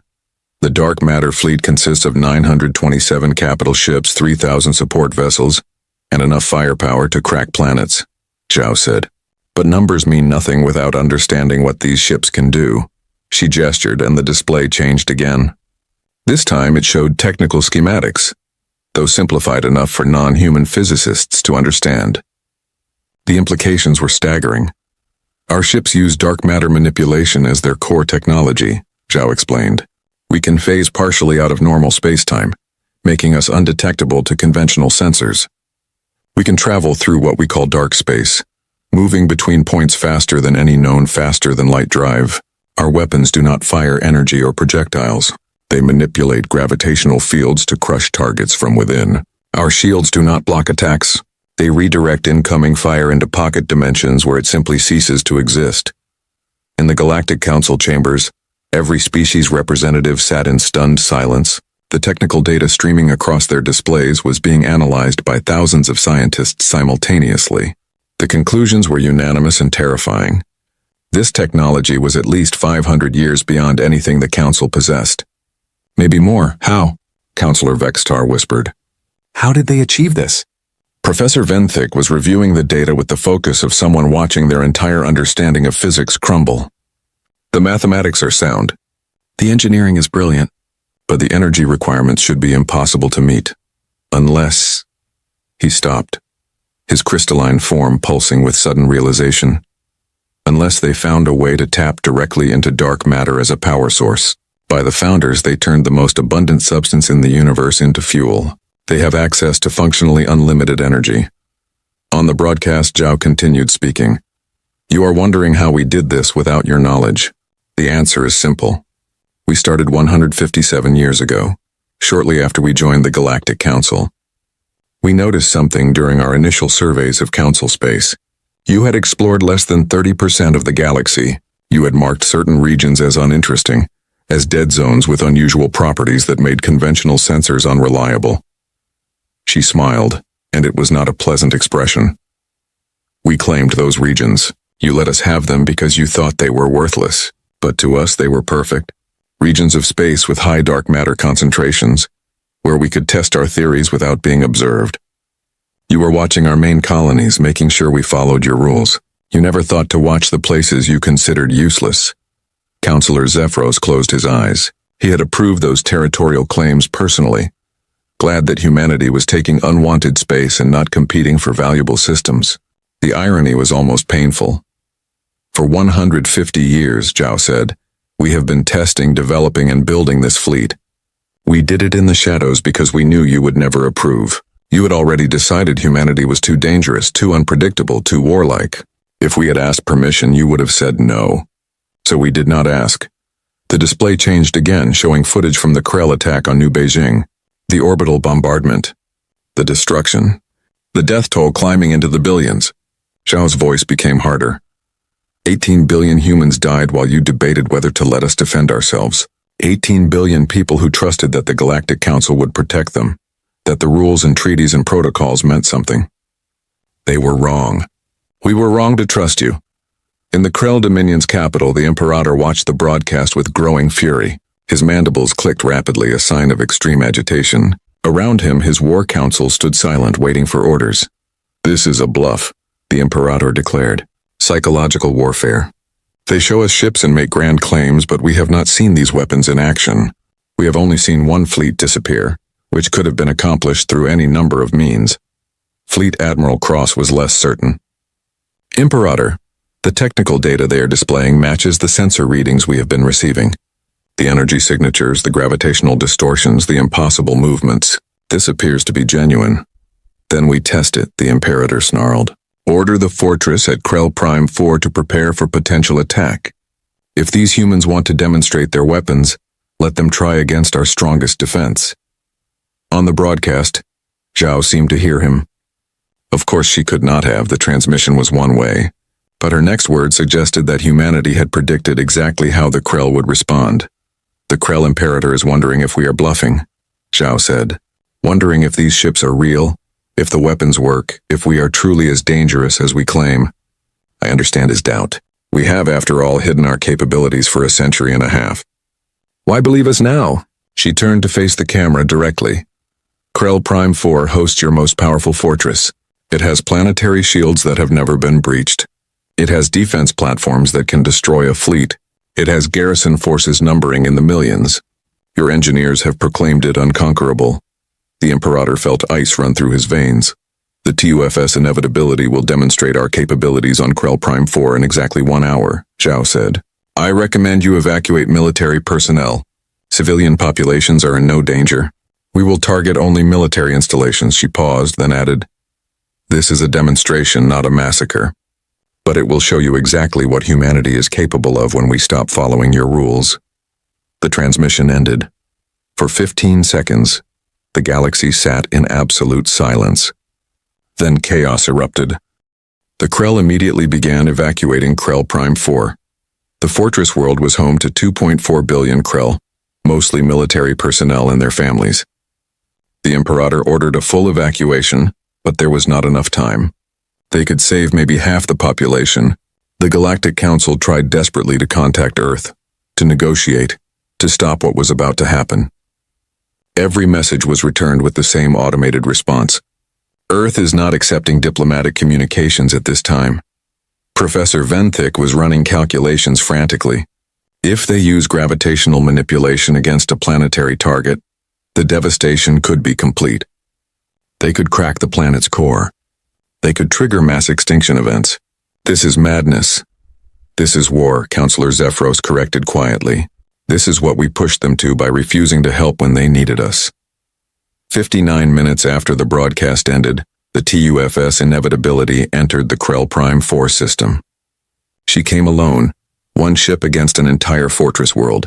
The Krell had 600 defense platforms, 400 orbital weapon satellites, and 300 garrison ships. They opened fire the moment the human vessel appeared. The inevitability did not return fire. She simply continued her approach. Missiles by the thousands converged on her position. They disappeared as they entered the space around the ship, vanishing into the pocket dimensions that served as her shields. Energy beams that could cut through battle armor splashed against her hull and were redirected harmlessly into dark space. Kinetic projectiles moving at relativistic speeds bounced off gravitational fields and shot off into space. The fortress was hitting her with everything and nothing was working. The inevitability reached optimal firing position. Captain Maria Rodriguez stood on her bridge, reviewing final calculations. She had trained for this moment for 11 years. Her crew had practiced this maneuver thousands of times in simulation. "All sections report ready," her tactical officer announced. "Admiral Zhao sends her regards," Rodriguez said calmly. "She wants this clean. Military targets only. Verify firing solutions one final time." "Verified, Captain." Gravitational resonance generators locked on Fortress Primary Power Core, Defense Grid Control Center, and Orbital Command Station. Civilian sectors marked as exclusion zones. "Fire," Rodriguez ordered. The inevitability did not fire visible weapons. No beams of energy lanced out. No missiles launched. To observers watching from other ships, nothing seemed to happen at all. But deep in the fabric of space-time, something changed. On Krell Prime 4, the fortress's primary power core, buried 3 kilometers underground beneath multiple layers of shielding, suddenly experienced impossible gravitational stress. Space itself compressed around it, creating a localized singularity. The power core, the shielding, the entire underground complex, all of it crushed down to a point smaller than an atom in less than a second. The Defense Grid Control Center, located in orbit, experienced the same fate. The entire station crumpled like paper, its mass compressed into a gravitational impossibility, then released as the field collapsed, scattering atoms across the void. The Orbital Command Station tried to maneuver, but gravitational fields locked it in place. The station commander had 5 seconds to realize what was happening before his entire command structure folded in on itself and ceased to exist. Total elapsed time from firing command to target elimination was 17 seconds. The planetary shields without power collapsed. The defense platforms without control systems went offline. The garrison fleet without orbital command scattered in confusion. Krell Prime 4 was defenseless, and the inevitability just hung there, making no further attacks, simply waiting. On the planet's surface, 2.4 billion Krell waited for death. But it never came. The human ship had done exactly what Admiral Zhao promised. It had eliminated military capability and nothing more. Civilian sectors were untouched. Cities were intact. The only casualties were military personnel at the targeted installations, approximately 53,000 Krell. Compared to 18 billion humans, it was mercy. The inevitability turned and left the system without firing another shot. Across the galaxy, every species that had witnessed the demonstration sat in horrified silence. The technical achievement was stunning. The restraint was terrifying.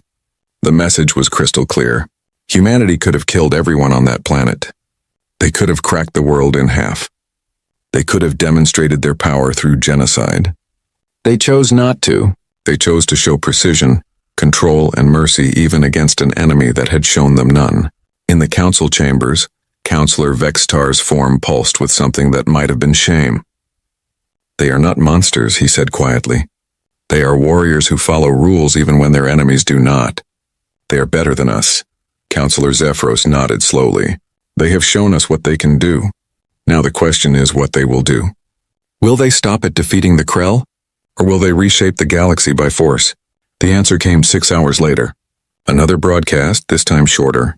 Admiral Zhao appeared on screens across the galaxy once more. "The demonstration is complete," she said. "The Krell now understand what they face. The galaxy now understands what humanity has become. What happens next depends entirely on how the Krell Imperator responds." She leaned forward. "Surrender unconditionally and begin immediate disarmament, or we will systematically eliminate every military asset in your empire. You have 48 hours to decide." The transmission ended. The galaxy held its breath, waiting to see if the Krell would choose wisdom or pride. The Krell Imperator sat alone in his throne room, surrounded by holographic displays showing the state of his empire. Every screen told the same story. His military forces were in disarray, his commanders were panicking, and his people were terrified. The humans had demonstrated their power, and the demonstration had been more devastating than any battle could have been. He had built his empire on fear. For 300 years, the Krell Dominion had expanded through overwhelming military force. They had crushed 23 civilizations. They had conquered 400 star systems. They had never lost a war until now. His war council stood before him waiting for orders. Fleet Admiral Cross looked exhausted. The other commanders looked defeated. They had all watched the destruction of Krell Prime 4's defenses. They had all reviewed the technical data. They understood what they faced. Options, the Imperator growled. Cross stepped forward. Imperator, we have 3 choices. First, we surrender as the humans demand. Second, we fight and hope to find a weakness in their technology. Third, we seek alliance with other species to counter the human threat. Surrender is unacceptable, the Imperator said immediately. Then we must be realistic about our other options. Cross continued carefully. Our scientists estimate that defeating the dark matter fleet would require resources we do not possess. Their technology is simply too advanced. As for alliances, which species would join us? We have spent centuries making enemies. The Galactic Council would celebrate our destruction. So you counsel cowardice? The Imperator snarled. I counsel survival, Imperator. The humans demonstrated restraint at Krell Prime 4. They could have killed billions. They chose not to. If we surrender now, our people live. If we fight, the humans may decide that mercy was a mistake. For the first time in his life, the Imperator felt trapped. Every instinct screamed at him to fight, to never bow to an inferior species. But the display screen showed the truth.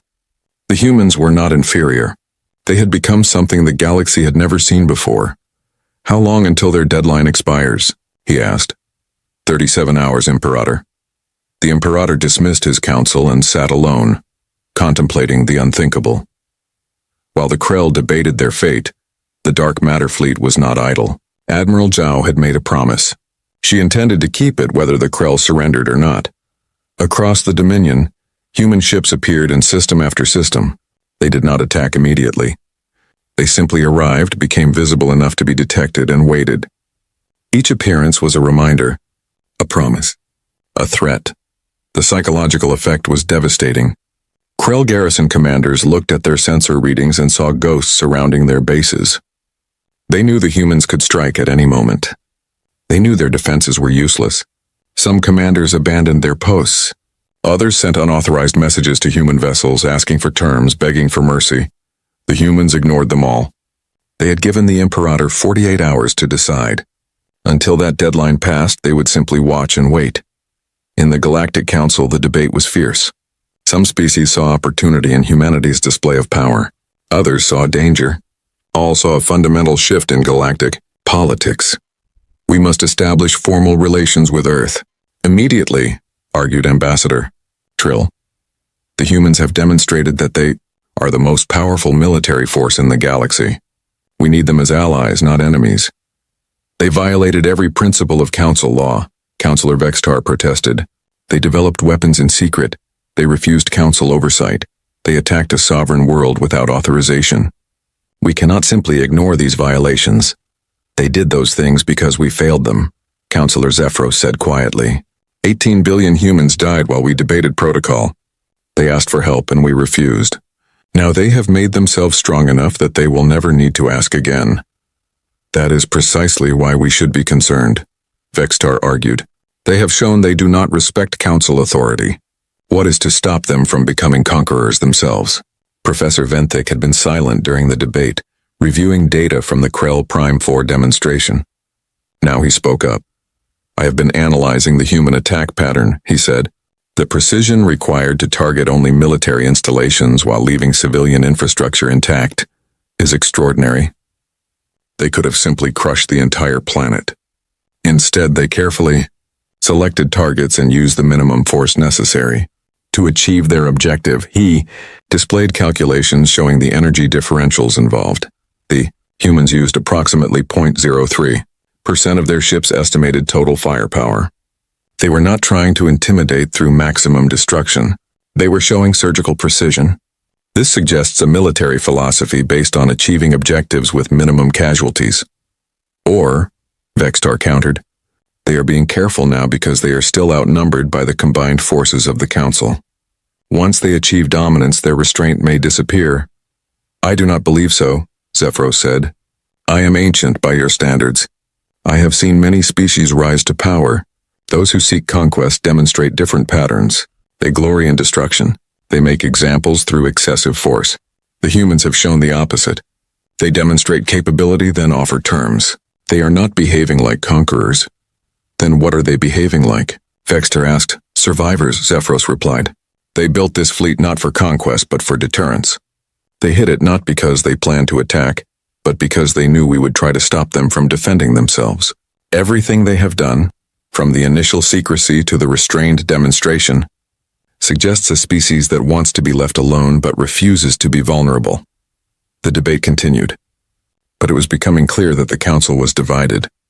Some wanted to embrace humanity as a powerful new ally. Others wanted to treat them as a threat to be contained. None had any idea how to actually enforce their will on a species that could appear anywhere, strike without warning, and vanish before reinforcements arrived. The 48-hour deadline approached. Across the galaxy, trillions of beings watched and waited. News networks provided constant coverage. Some showed maps of human ship positions. Others interviewed military experts who tried to explain dark matter technology to confused audiences. Everyone had opinions about what the Krell would do and what the humans would do in response. With 3 hours remaining, the Krell made their choice. The Imperator appeared on galactic communication networks.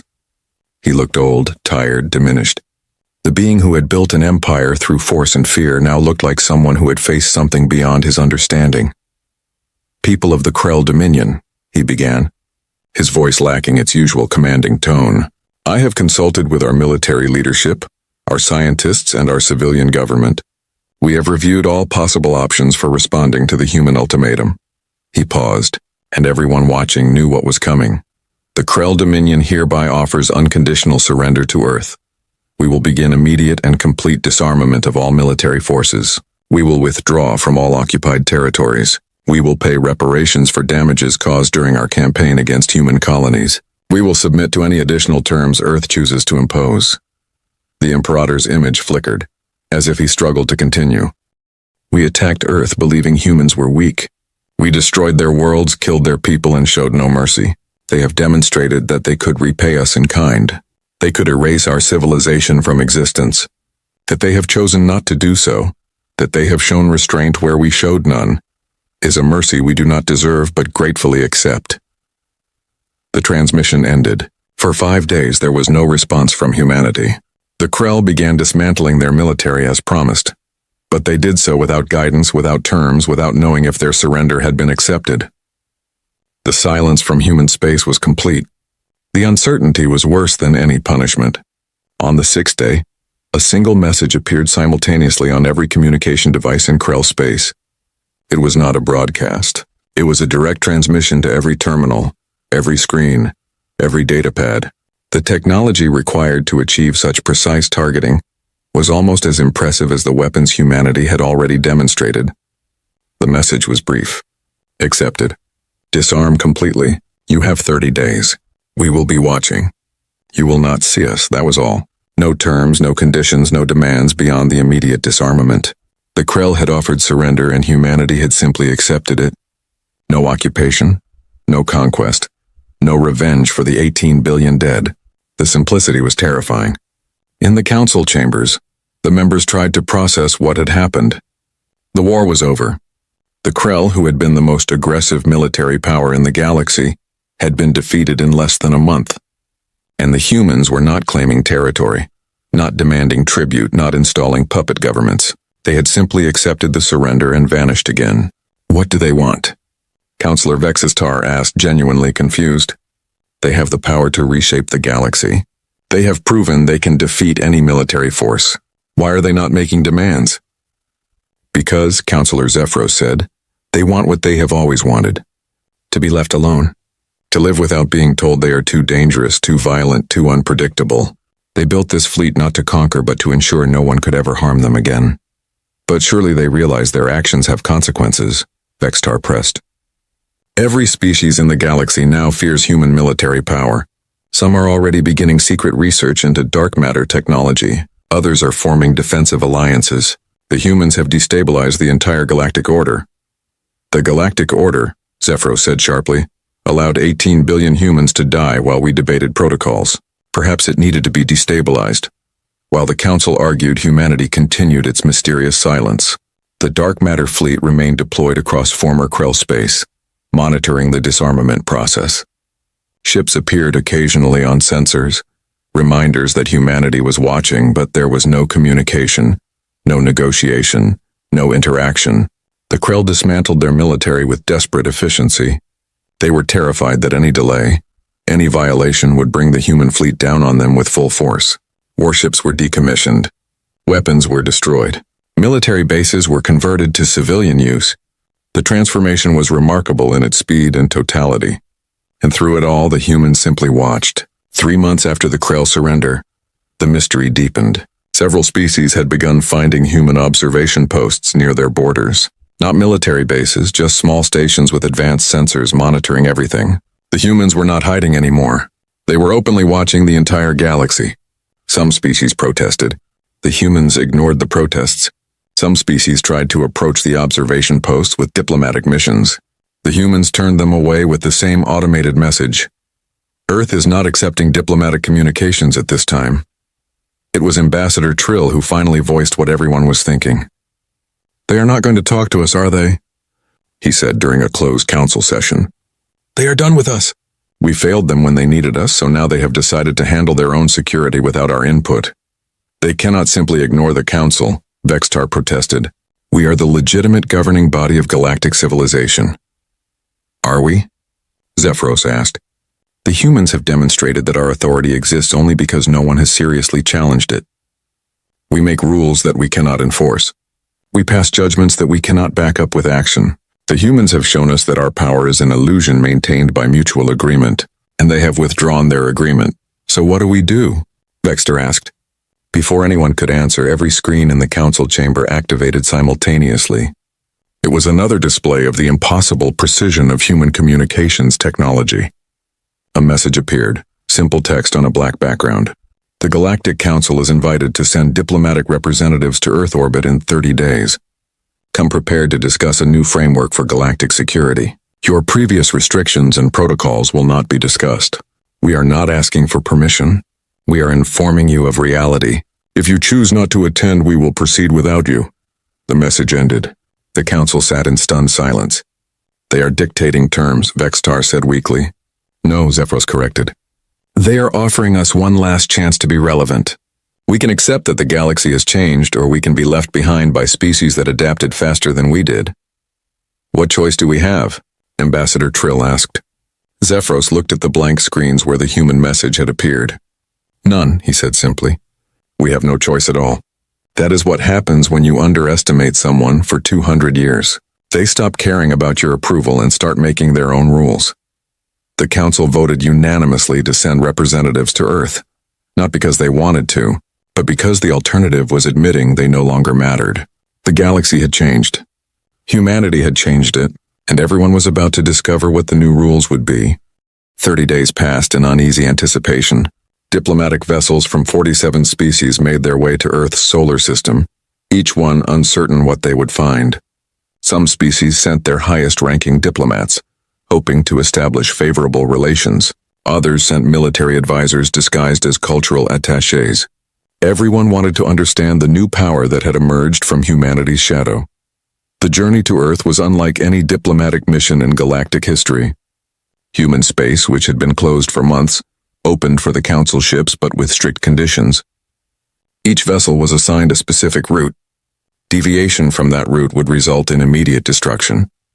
No threats were made, no warnings issued, just simple statements of fact transmitted by automated systems. Several species tried to send scout ships on alternate routes.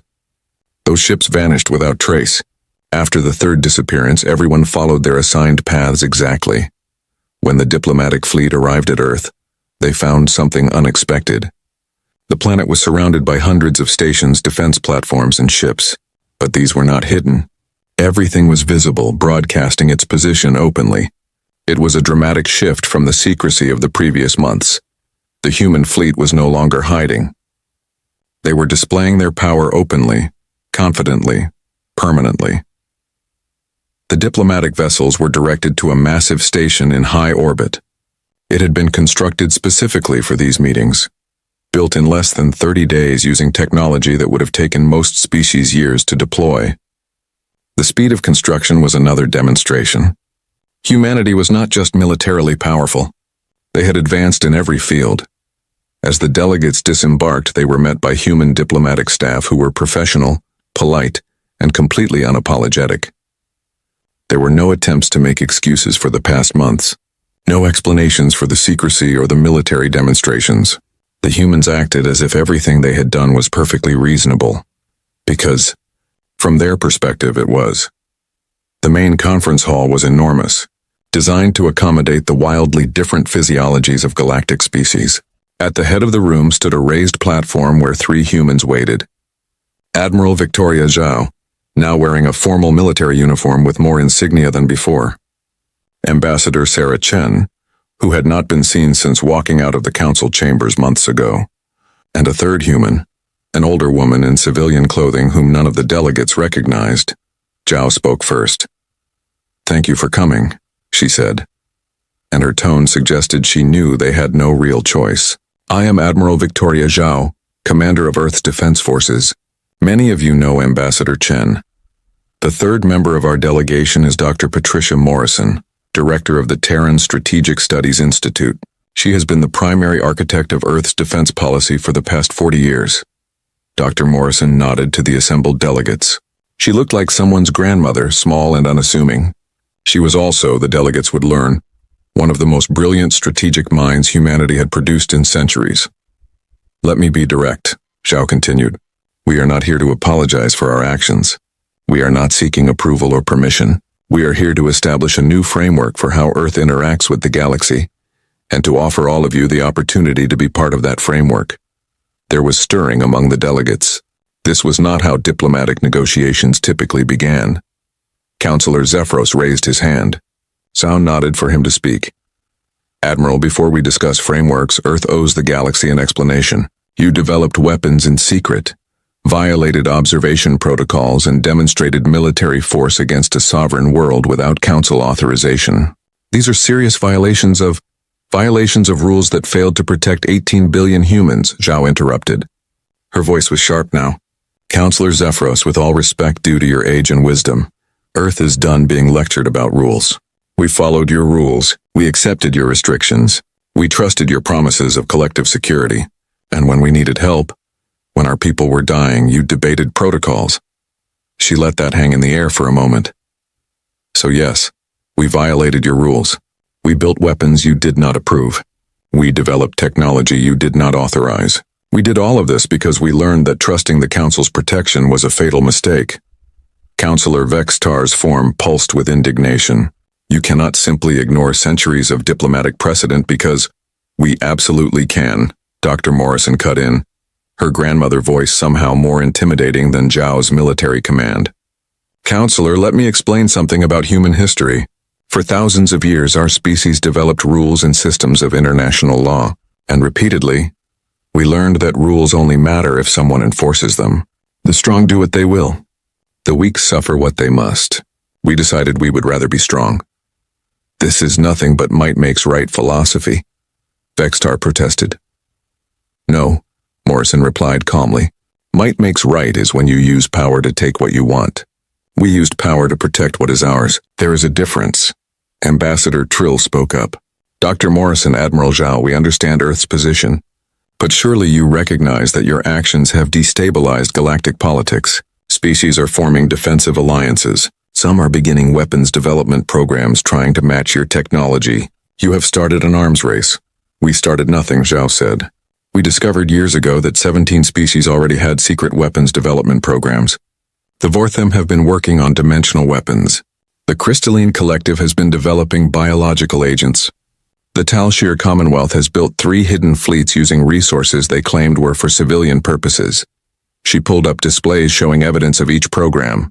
The delegates shifted uncomfortably as their secrets were laid bare. "The arms race was already happening," Zhao continued. You just did not notice because you were all hiding your programs from each other and from the Council. Earth simply did it better. How did you know about these programs? Counselor Vextar demanded. Because we have been watching you as carefully as you have been watching us, Morrison said.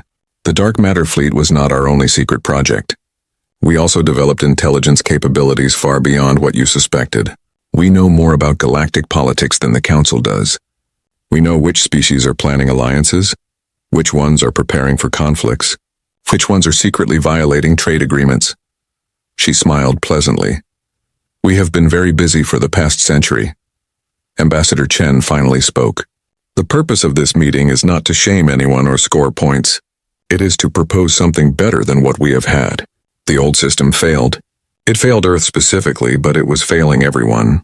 The Council had no real authority, no real enforcement mechanism, and no real ability to prevent conflicts. You were playing at governance while species built secret weapons and planned wars. She activated a holographic display at the center of the room. We are proposing a new framework. We call it transparent deterrence. The core principle is simple: honesty backed by overwhelming force. The display showed a structured organization chart unlike anything in current galactic governance. First, Chen explained, all species declare their most advanced military capabilities openly. No more secret weapons programs, no more hidden fleets, everything on the table. That is absurd, Vextar protested. No species would voluntarily reveal their defense secrets. They would if the alternative is worse, Zhao said. Any species that refuses to participate or is caught hiding capabilities will face economic sanctions backed by military enforcement. Earth will provide the enforcement. This is imperialism, Vextar accused. This is accountability, Morrison corrected. The Council has spent millennia trusting species to self-police. How has that worked? The Krell built an empire. Others are planning similar expansions. Your trust-based system only works if everyone actually follows the rules. And we have proven that no one does. Second, Chen continued, we establish a joint security council with real authority and real power. Not a debating society, an organization that can actually prevent conflicts and respond to threats. And let me guess, Vextar said bitterly, Earth would have veto power on this council? No, Chen said, surprising everyone. Earth would have one vote, same as every other member species. But the enforcement arm of the Security Council would include dark matter fleet vessels, working alongside ships from other species. We are not trying to rule the galaxy. We are trying to make sure the galaxy has actual security, not just the illusion of it. Counselor Zephyros studied the proposal carefully. You are suggesting shared military command? Human vessels taking orders from non-human commanders? In certain circumstances, yes, Zhao confirmed. We are also offering something else. Technology sharing. That got everyone's attention. We will share dark matter manipulation technology, Zhao continued. Not weapons, but the underlying principles. Species that join this framework will have access to improved energy generation, faster than light travel, and advanced sensor technology. We keep the weapons technology, but we share the foundation. Why? Zephyros asked. Why would you give away technology that makes you dominant? Because, Morrison said, dominance through technological monopoly is temporary. Eventually, others will develop similar capabilities. We would rather control how that happens than have dozens of species independently developing unstable dark matter weapons. Better to share the safe applications and maintain oversight over weapons development.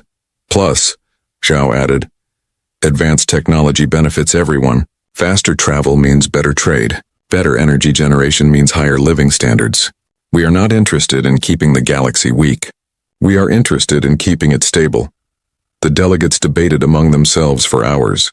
Some were intrigued by the proposal. Others were suspicious. All recognized that Earth was not making a request. They were presenting options, and the options were either join this new framework or operate outside it with all the disadvantages that implied. Ambassador Trill finally spoke for many when he said, this proposal assumes a level of trust that does not currently exist. How can we trust that Earth will not abuse this power? You have already demonstrated that you are willing to act unilaterally. You cannot trust us, Morrison said bluntly. Not yet. Trust must be earned, and it goes both ways. We do not trust you either. That is why the framework includes verification mechanisms, oversight committees, and clear protocols for dispute resolution. We are not asking for blind faith. We are proposing a system where no one has to rely on trust alone, Chen added. The Krell attacked us because they believed we were weak. The Council failed to help us because they thought we were dangerous. Both were operating on assumptions rather than facts. Transparency fixes that. When everyone knows what everyone else has, when capabilities are clear and verified, decisions get made based on reality rather than fear or prejudice. The debates continued for 3 days. Species caucused in private. Alliances formed and reformed. Some delegates contacted their home governments seeking guidance. Others made decisions on the spot. In the end, the vote was taken. 39 species voted to join the Transparent Deterrence Framework. 8 species abstained, unwilling to commit but also unwilling to openly oppose Earth. 0 species voted no. The galaxy had spoken, however, reluctantly. The new era had begun. 5 years passed. The galaxy changed in ways both subtle and profound. The Joint Security Council became operational within 6 months. Its first major action was to intervene in a brewing conflict between 2 mid-level powers over resource rights in a disputed system. Human ships arrived alongside vessels from 6 other species. The conflict ended without shots fired. Both sides submitted to mediation because they knew resistance was futile. The technology sharing program transformed multiple species. Faster-than-light travel times decreased by 40%. Energy costs dropped by 60%.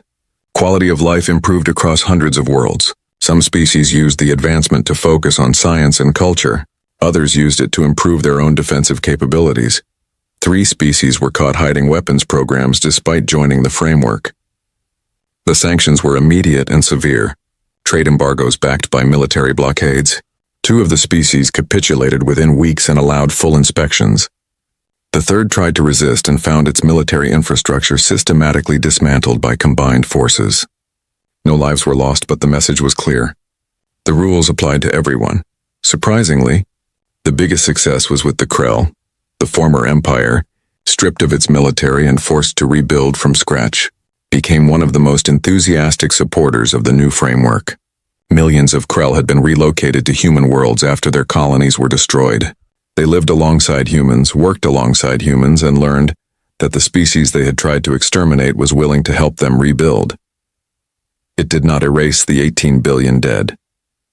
Nothing could, but it offered a path forward that was based on cooperation rather than revenge.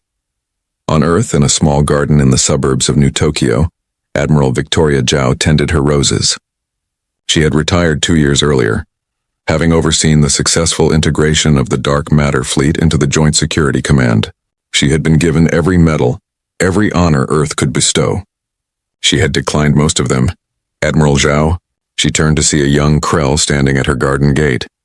He wore civilian clothing and carried a tablet. He looked nervous.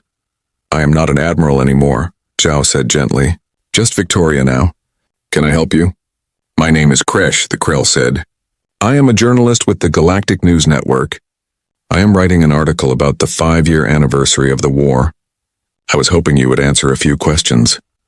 Zhao considered refusing. She had given countless interviews over the years and was tired of reliving those events, but something about the young Krell's earnest expression made her agree. "Very well," she said. "Come in, would you like tea?" They sat in her garden, surrounded by flowers from both Earth and Krell homeworld. Zhao had learned that some Krell refugees brought seeds from their destroyed colonies. She had helped them cultivate a small section of her garden with Krell plants. It seemed appropriate. "My first question," Kresh began, "is whether you regret building the Dark Matter Fleet?" Zhao was quiet for a long moment, looking at the hybrid garden around her. "I regret that we had to build it," she finally said. "I regret living in a galaxy where such weapons were necessary. I regret every life lost in the war, human and Krell both. But do I regret that we built the fleet? No, because if we had not, humans might be extinct right now. Survival requires difficult choices. Some critics argue that Earth could have been more diplomatic, that the conflict could have been avoided. We tried diplomacy," Zhao said, her voice hardening slightly. "We asked the Council for help. We followed their rules. 18 billion people died while the galaxy debated proper procedures. Anyone who says we should have tried harder was not watching their world burn from orbit." She took a breath, calming herself. "But I understand the criticism. We were harsh. We displayed power in ways that frightened people. We made demands rather than requests. If we had been more gentle, perhaps the transition would have been easier for everyone. Do you think the new framework is working? Better than the old system, Zhao said. It is not perfect. There are still tensions, still conflicts. But conflicts are being resolved through mediation rather than warfare. Species know that aggression will be met with overwhelming response, so they choose dialogue instead. Is it ideal? No. Is it better than what we had? Absolutely. Kresh hesitated, then asked his final question. My family was on Krell Prime 4 during the demonstration. My father was an engineer at one of the facilities you destroyed. He died when the power core collapsed. Zhao met his eyes steadily. I am sorry for your loss, she said quietly. If there had been another way to end the war, I would have taken it. But your father was part of a military infrastructure that had killed billions of humans. I will not apologize for stopping that, but I am sorry that it cost you your father. Kresh nodded slowly. He told me before he died in the evacuation that he finally understood. He had spent his whole life in the military, believing Krell strength made right. Then he saw what real strength looked like, and he realized that humans could have killed everyone on our world but chose not to. He said it was the most important lesson he ever learned. What lesson was that? Zhao asked. That strength is not about how much you can destroy. It is about how much you can protect, and about knowing when to show mercy even to those who showed you none. Zhao felt her eyes sting with unexpected emotion. She had carried the weight of those decisions for 5 years. She had wondered if she had made the right choices. Hearing those words from the son of a man she had killed in a way brought an unexpected sense of closure. Your father was wiser than most, she said softly. They talked for another hour, about the war, about peace, about the future. When Kresh finally left, he paused at the garden gate. Thank you for your time, Victoria, he said, and thank you for the mercy you showed my people. We did not deserve it, but we are grateful. After he left, Zhao returned to her garden. She looked up at the sky where, far above, human ships patrolled alongside vessels from dozens of other species. The dark matter fleet remained operational, always ready, but now as part of something larger. The galaxy had learned an important lesson through pain and fear. That silence did not mean compliance, that the quiet ones might be the most dangerous, that underestimating someone because they seemed weak was a fatal mistake, and that sometimes the most terrifying thing in the universe was an enemy you could not see until they wanted you to. But the galaxy had also learned something else, that strength combined with restraint was more powerful than strength alone, that humans, for all their capacity for violence, preferred cooperation when given the choice, that the species everyone feared might actually be the ones who could build something better. The storm had passed. The silence that followed was not the silence of death, but of watchful peace. And in gardens on hundreds of worlds, humans and aliens tended flowers together, building a future that neither could have imagined 5 years before. The dark matter fleet remained on standby, watching, waiting, hoping never to be needed again, but ready, always ready.